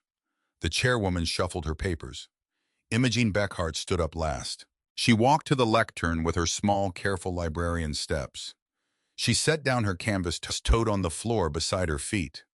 She looked over the top of her glasses at the 5 supervisors. She had 3 documents to submit for the record. She said it the way she had said, "Sweetheart, you have your mother's chin, flat, precise, evidence-based." She reached into her tote. She placed a manila folder on the lectern.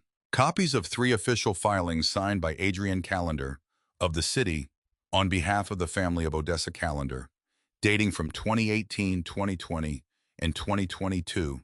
In each filing, Miss Adrian Callender had identified herself as the sole surviving family representative with authority to speak for the property at 142 Main Street.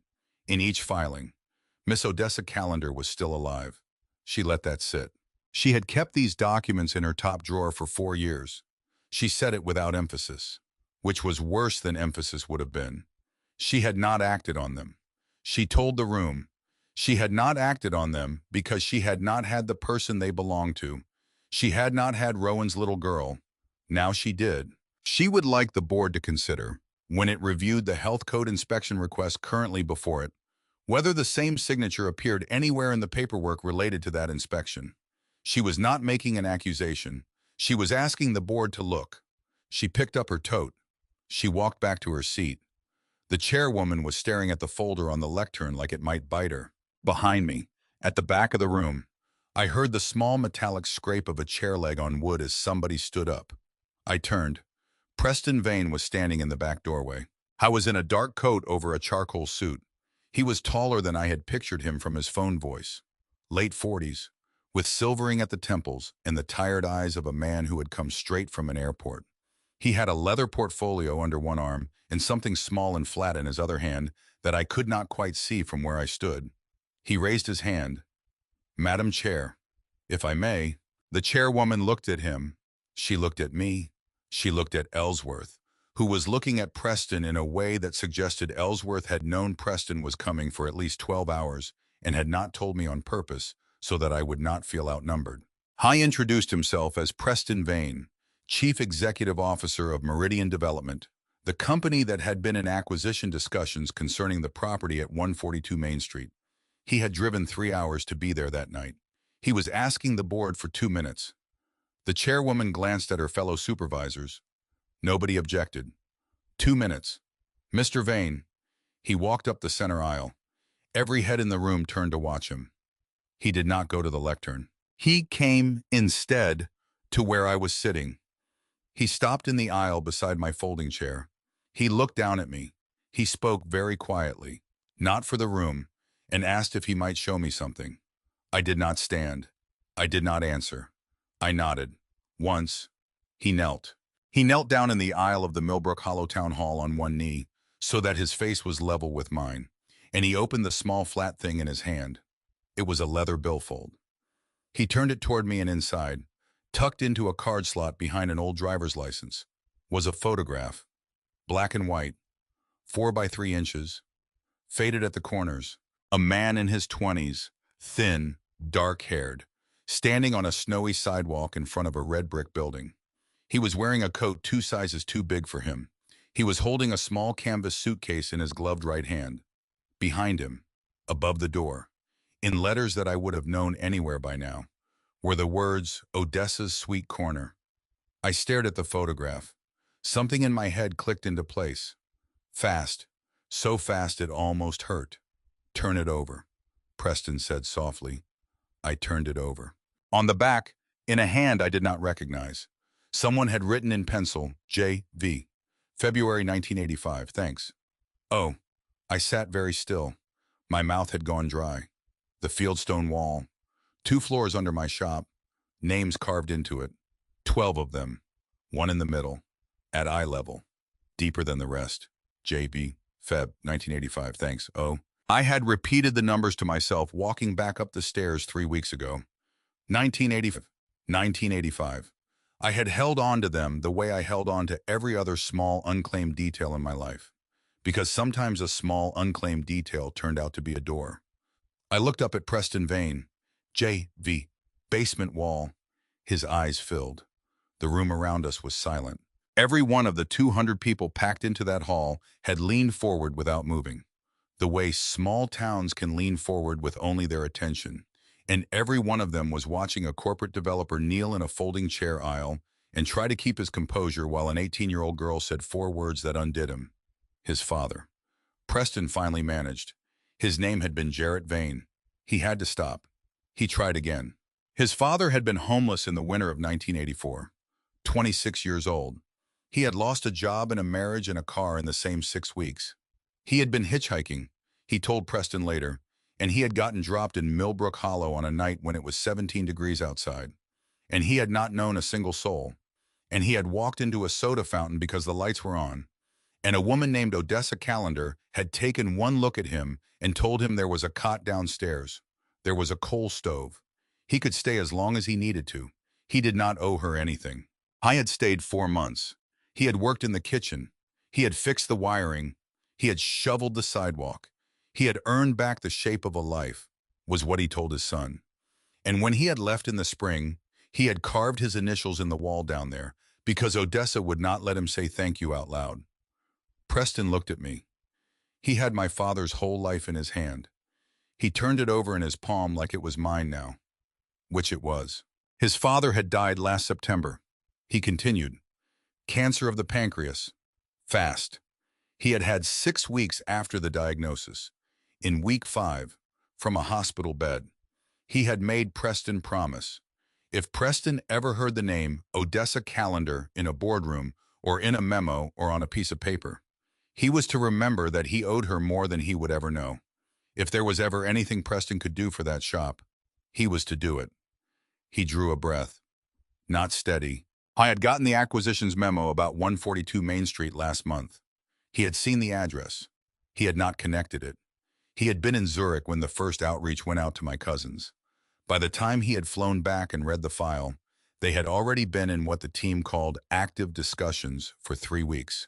And then, 2 Fridays ago, he had read the case notes on the property owner's inheritance, and he had seen the name Odessa Calendar, and he had sat in his office for 40 minutes and had not moved.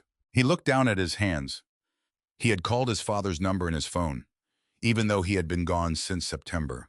He had called it. He had let it ring. He did not know what he was going to say if he had picked up. The room was so quiet I could hear the wall clock behind the chairwoman. "I had come to Millbrook Hollow tonight," Preston said, still on one knee, still speaking only to me, "to withdraw. On behalf of Meridian Development, the parking lot proposal for the lot 2 doors down from my shop, the pending acquisition offer on my property, the health code inspection request that he understood had been placed under pressure from one of their regional partners, who he had already relieved of his responsibilities as of 6 that morning. All of it." He closed the billfold. He stood up slowly. He turned to the chairwoman. "Madam Chair, on the record, Meridian Development formally withdrew its interest in the property at 142 Main Street. Meridian Development formally withdrew the parking lot application on the adjacent parcel. Meridian Development further requested, with the board's permission, to have any inspection contractor associated with the padded $8,000 bill removed from the county's approved vendor list, pending independent review." Silence. Then from the third row, the same man in the John Deere cap who had earlier seconded a motion that did not exist, offered quietly that the motion passed. The room laughed. This time it was a real laugh, warm, a little wet. The kind of laugh that comes when a room has been holding something too heavy for too long and finally puts it down. The chairwoman banged her gavel, more out of habit than authority. The board would need to formally vote at its next session, but the board noted the record for tonight. The board thanked Mr. Vane for his statement. The board welcomed Miss Calendar to Millbrook Hollow. Preston Vane extended his hand to me. I took it. His grip was steady.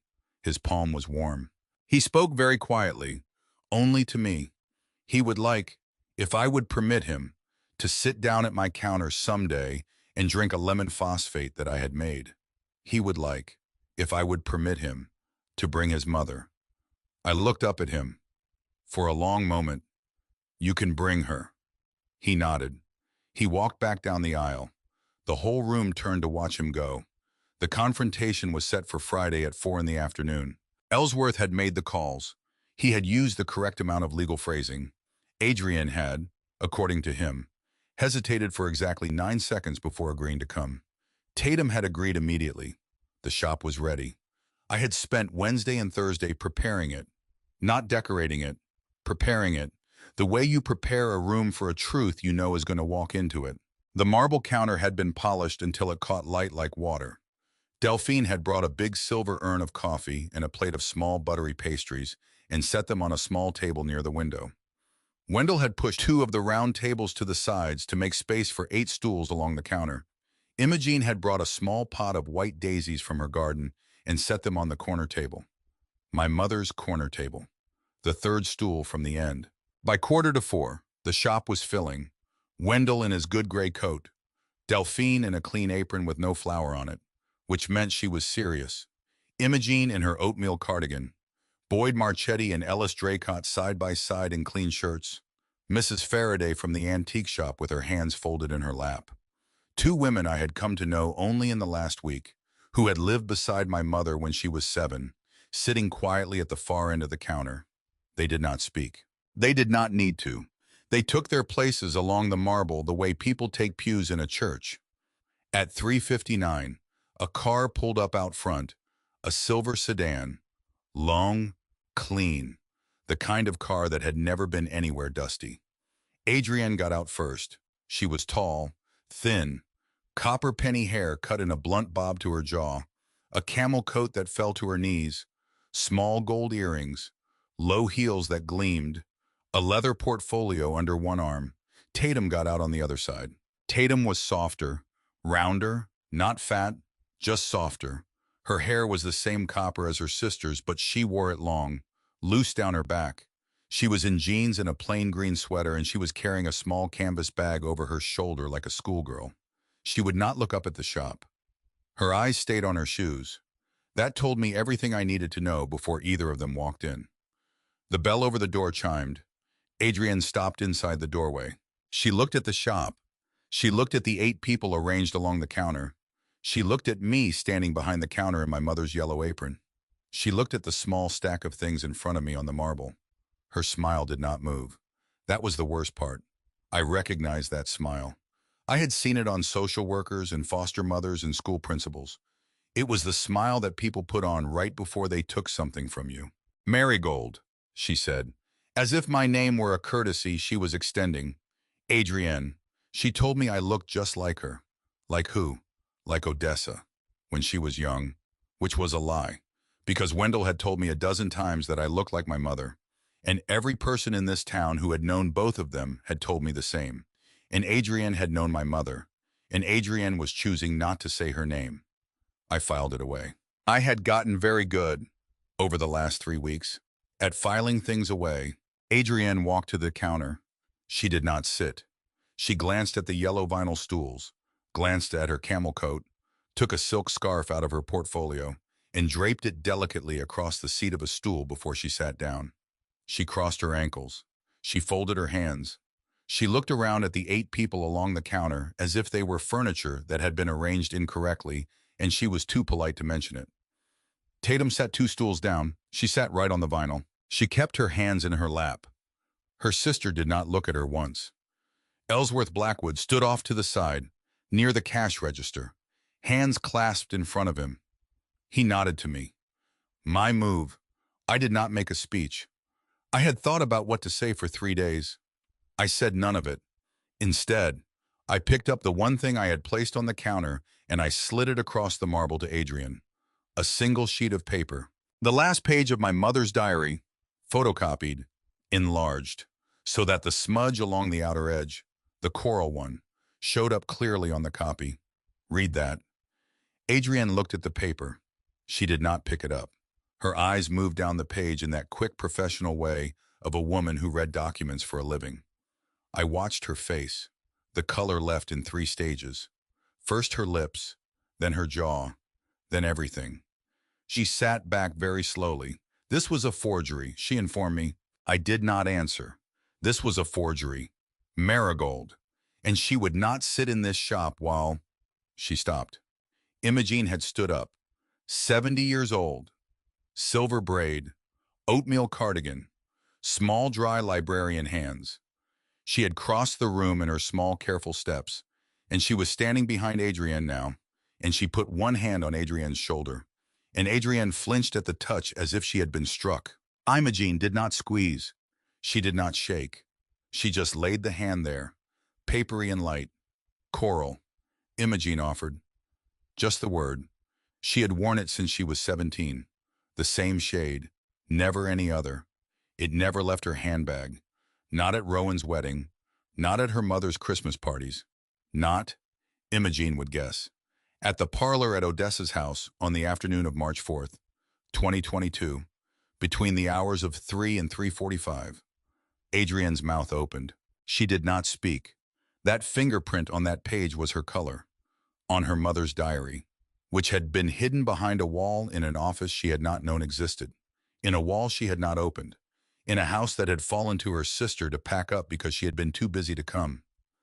Imogene lifted her hand. She stepped back 1 step. She did not sit down. She stayed standing behind Adrienne's shoulder. I did not say anything more. I had promised myself I would not. Adrienne looked at me. Her professional face was almost holding. Almost. There was a crack in it now that was small but growing. Marigold. What was it I wanted? I opened the folder Ellsworth had set at my elbow that morning. I slid it across the counter to her. 1 page. Prepared by Ellsworth. 3 paragraphs. Not a lawsuit. Not a settlement demand. A single-page renunciation. She would, upon signature, formally withdraw the 2017 family court filing that had named her as the state contact for me. She would surrender the trademark on Odessa's Sweet Corner. She would agree not to contest any part of Odessa's estate. She would sign a general acknowledgement that all correspondence from Odessa to me, over a 12-year period, had been intercepted and returned by her and by her alone. That was it. No admission of criminal intent. No monetary consequence. No court appearance. Just her name, at the bottom, where it belonged. Now, once, only once, On the record. She read the page. Her face did the thing again. The 3 stages. Faster this time. She looked up at me. I did not want money. No. I did not want to sue. No. I did not want anything from her. No. Ma'am, I do not. She looked at me for a long moment. She looked at me the way a woman looks at another human being. She has misjudged so profoundly that the misjudging has cost her something she cannot name and will not be able to sleep on tonight. Her mouth opened. It closed. It opened. Marigold. She did not know if she could. She stopped. I did not help her. I could have. I could have told her it was fine, that she did not need to finish the sentence, that it was okay. I could have made it easier for her. That is what I had done for grown-ups my whole life, since I was 6 years old. Made things easier. Softened rooms. Kept my face still. I did not do it this time, because I understood. Standing behind my aunt's marble counter in my mother's yellow apron with a whole town at my back, that the apology I had wanted from Adrienne, the one I had needed at 6 and at 8 and at 10 and at 12, the one that would have made it all worth it, that apology did not exist. It had never existed. Adrienne did not have it in her. She had never had it. She was not going to grow it in the 10 seconds it would take to sign a piece of paper, and I did not need it. That was the thing Odessa had left me in her letter that I had only now, finally, fully understood. You do not need to forgive to be free. You only need to know, in the deep bones of you, that you were always, always worthy of being loved. I put my hands flat on the marble counter. I did not say another word. Adrienne looked down at the page. She took a silver pen from her portfolio. She uncapped it. She signed. Not quickly, not slowly. She signed every place Ellsworth had indicated in small pencil marks. Her hand shook only once, on the last signature. She capped the pen. She put it back in her portfolio. She stood up. She lifted her chin. Goodbye, Marigold. Goodbye, Adrienne. She walked out. She did not look back. She was never going to. She was already thinking, I could tell, about the drive home, about the story she would tell her firm on Monday morning, about the professional face she would put on for the next year at every conference and holiday party and networking dinner. That was her survival. I did not begrudge her the survival. I just did not need to be in it anymore. The bell chimed. The door closed. The car outside started. It pulled away. Silence in the shop. Then a small wet sound. Tatum, on her stool, was crying. Not loud. Not for attention. She had been holding it for the whole meeting, and now that her sister was gone, she had let it come, and it was leaking out of her in the smallest, saddest way. Shoulders down, head down, hands in her lap, tears falling in dark spots on the denim of her jeans. I walked around the counter. I did not touch her. I sat down on the stool beside hers. She did not look at me. She had looked me up when she was 28. Tatum whispered. Her voice was very small. It was a voice that had been kept in a drawer for a long time. She had found my file. She had seen a picture. I had had their eyes. I had had her mother's chin. She reached into the canvas bag on her lap. She took out a stack of envelopes. 15 of them, bound with a rubber band that had gone soft with age. Every envelope in the same steady blue ink, in the same elegant hand. Every one sealed. She set them on the counter between us. Adrienne had told her to burn them. She managed, every year, when they came back, to burn them so Mama would not find out they were being returned. So Mama would think I was reading them. So Mama would... She stopped. She could not. She could not burn them. She did not know why. She could not. She had kept them in the bottom drawer of her desk, under a folder of tax returns, for 12 years. She had never opened one. She could not open one. She was so sorry. Marigold.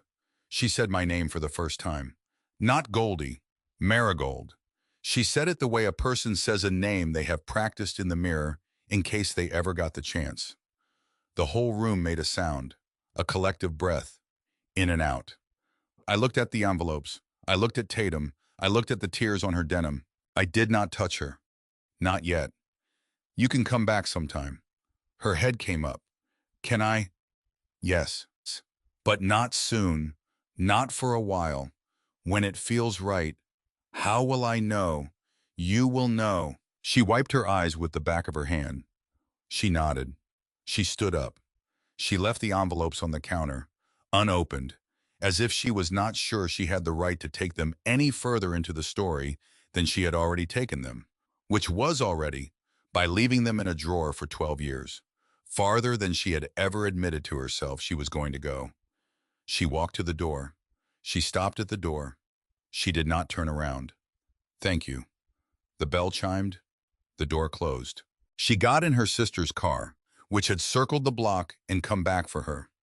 The car pulled away for the second time. The shop was very quiet.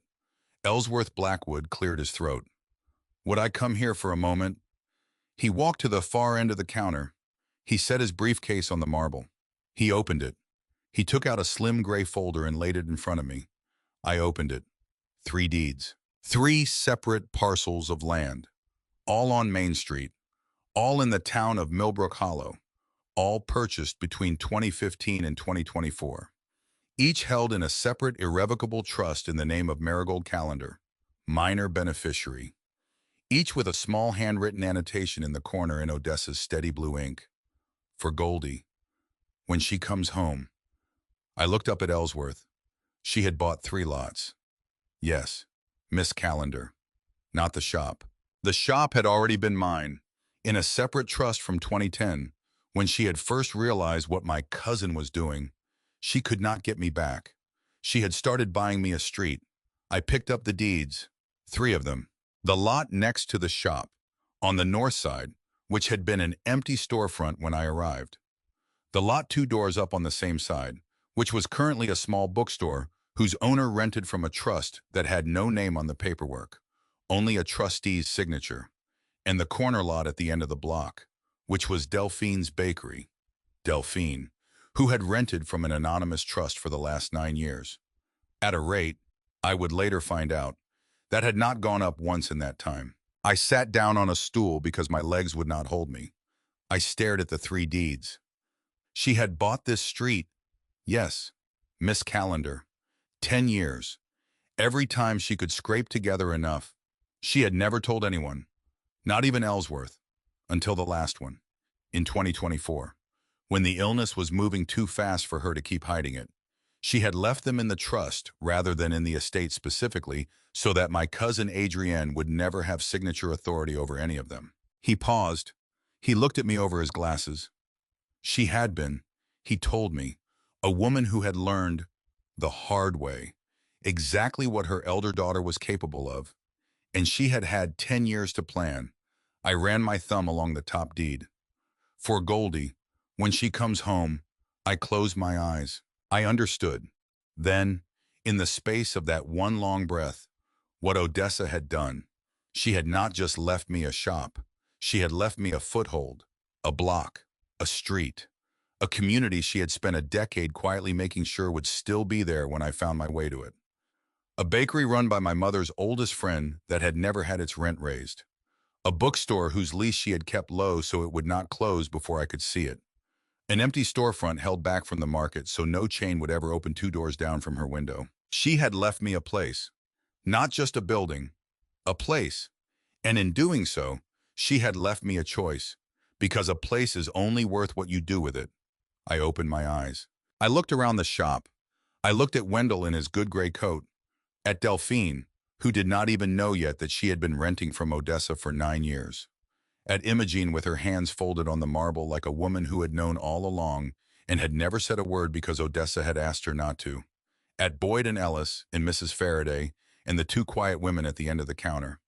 I said out loud, to no one and to all of them, somebody tell Preston Vane I would like to meet. Preston came Sunday morning. He drove up from the city in a plain gray car, not the corporate sedan, his own. He wore jeans and a dark blue sweater, and he brought a paper cup of coffee for himself and a paper cup of hot chocolate for me. And he set them both on the marble counter, and he sat down on a stool without draping any silk over it first. Miss Calendar. Preston. Marigold. If you would prefer, Marigold. He had been thinking about what I might want to say to him. Then I would not draw it out. I had my terms written out on a single sheet of yellow legal paper. Ellsworth had checked them Saturday afternoon. I read them aloud, one line at a time, without looking up. The soda fountain was not for sale. It would not be for sale in 10 years. It would not be for sale in 50. Meridian did not touch it. Meridian did not approach it. Meridian did not send anybody to it who was not walking in as a customer to buy a phosphate. Preston nodded. The 3 lots I now held in trust, I would not sell. I was willing to enter into a partnership arrangement with Meridian for the development of the 2 currently vacant parcels. On the following terms, the buildings would be small, human-sized, no chain tenants for the first 10 years, preference given to local family businesses. Rent capped at rates I would set in consultation with Ellsworth Blackwood. Any tenant improvement work performed by contractors licensed and residing within 20 miles of Millbrook Hollow. Preston nodded again. He had not touched his coffee. 15% of the net rental income from the 2 developed lots would be paid, in perpetuity, into a scholarship trust to be administered by a nonprofit of my choosing, for the benefit of young people currently in foster care in this state. The scholarship would be named the Odessa Calendar Fund. He set his cup down. The scholarship would fund, in addition to college tuition, an apprenticeship program housed at this soda fountain, 4 foster youth per year. They would work here. They would learn a real trade, real hospitality skills, real hours. They would be paid a real wage. And, if they needed it, they would live in the apartment above this shop, which had 3 bedrooms and a kitchen and had been waiting for the right people to fill it for a very long time. Preston did not move. I put the paper down. Those were my terms. He picked up the sheet. He read it. He read it again. He looked at me. His eyes were doing that thing his father must have taught him, or maybe just given him, without teaching. The wetness that comes up fast and does not fall. Marigold. Yes, I had driven a very hard bargain. I know. He smiled. Small. Real. His board would need to vote. His legal team would need to redraft. He would fight for these terms as they were written. Some of them they would win. Some of them they would have to negotiate. He would send me the revised draft within 30 days. Good. He held out his hand. I took it. Marigold calendar. Preston Vane. His father would be pleased. His grip tightened. Just once. Then he let go. He picked up his coffee. He walked to the door. He turned in the doorway. For what it was worth, his mother would like to come by. Later this fall, when I was open, she would like to sit at my counter. She would like to leave me a check for the scholarship. She had been carrying it in her purse since September. I nodded. Tell her the 3rd stool from the end. He smiled. He was gone. The reopening was on a Saturday in September, 6 weeks later. The morning of, I could not eat. Delphine had said I would not be able to. She had brought me a thermos of soup anyway and made me drink half of it, and stood over me until I did. Wendell had installed a new neon sign above the front window the night before, and had unveiled it with a small speech I had not been able to bear listening to. It said, in my aunt's script in warm rose light, Odessa's and Goldie's sweet corner. The town started arriving at 10. They came slowly, in their Sunday clothes, a little shy, as if the shop had been holding its breath for 8 years, and now, on the day it was about to breathe again, they did not want to break the spell. They filed in. They looked at the walls I had painted a soft sunny yellow, at the mirror behind the counter, gleaming, at the red vinyl on the reupholstered stools, at the marble I had polished until my hands ached, at the checkered floor I had scrubbed on my hands and knees until my knuckles bled. They looked at me in my mother's apron behind my aunt's counter. They clapped. Wendell cleared his throat and cut a red ribbon Delphine had stretched across the doorway. Everybody came in. I made lemon phosphates, cherry sodas, vanilla milkshakes. Delphine's cinnamon rolls sold out by noon.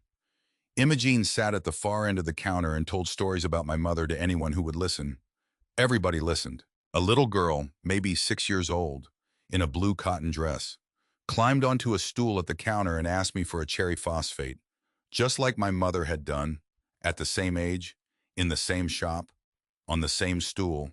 I could not speak for a moment. I made the phosphate. I set it down in front of her. She took a sip. She made a face. Then she smiled, a big gap-toothed grin. It is fizzy. Yes. Honey, I like it. Good. Her mother, standing behind her, mouthed thank you at me across the counter. I nodded. I did not trust my voice, because I had been that little girl once on that stool, and nobody had told me for 12 years. And here she was, coming through the door, ordering the same drink, making the same face. On the day the shop reopened, the universe is not always cruel. Sometimes it lets you see the circle close. The last of the guests left at 10 that night. Wendell stayed to help me sweep. I made him stop. I sent him home. He put his hand on my shoulder in the doorway. He held it there for a second. He kissed the top of my head like a grandfather. My mama would be proud. Honey, I know. He left. I locked the door. I turned off the front lights. I stood in the middle of the shop in the dim rose glow of the neon sign leaking through the front window, and I let the quiet settle around me. I had one thing left to do. I walked behind the counter. I reached under the register where I had put it that morning in its blue cotton wrapping. The last letter. The 16th one. The one I had found in a small envelope taped to the underside of the desk drawer in the office 2 weeks ago, marked in Odessa's steady blue ink with 3 words on the front.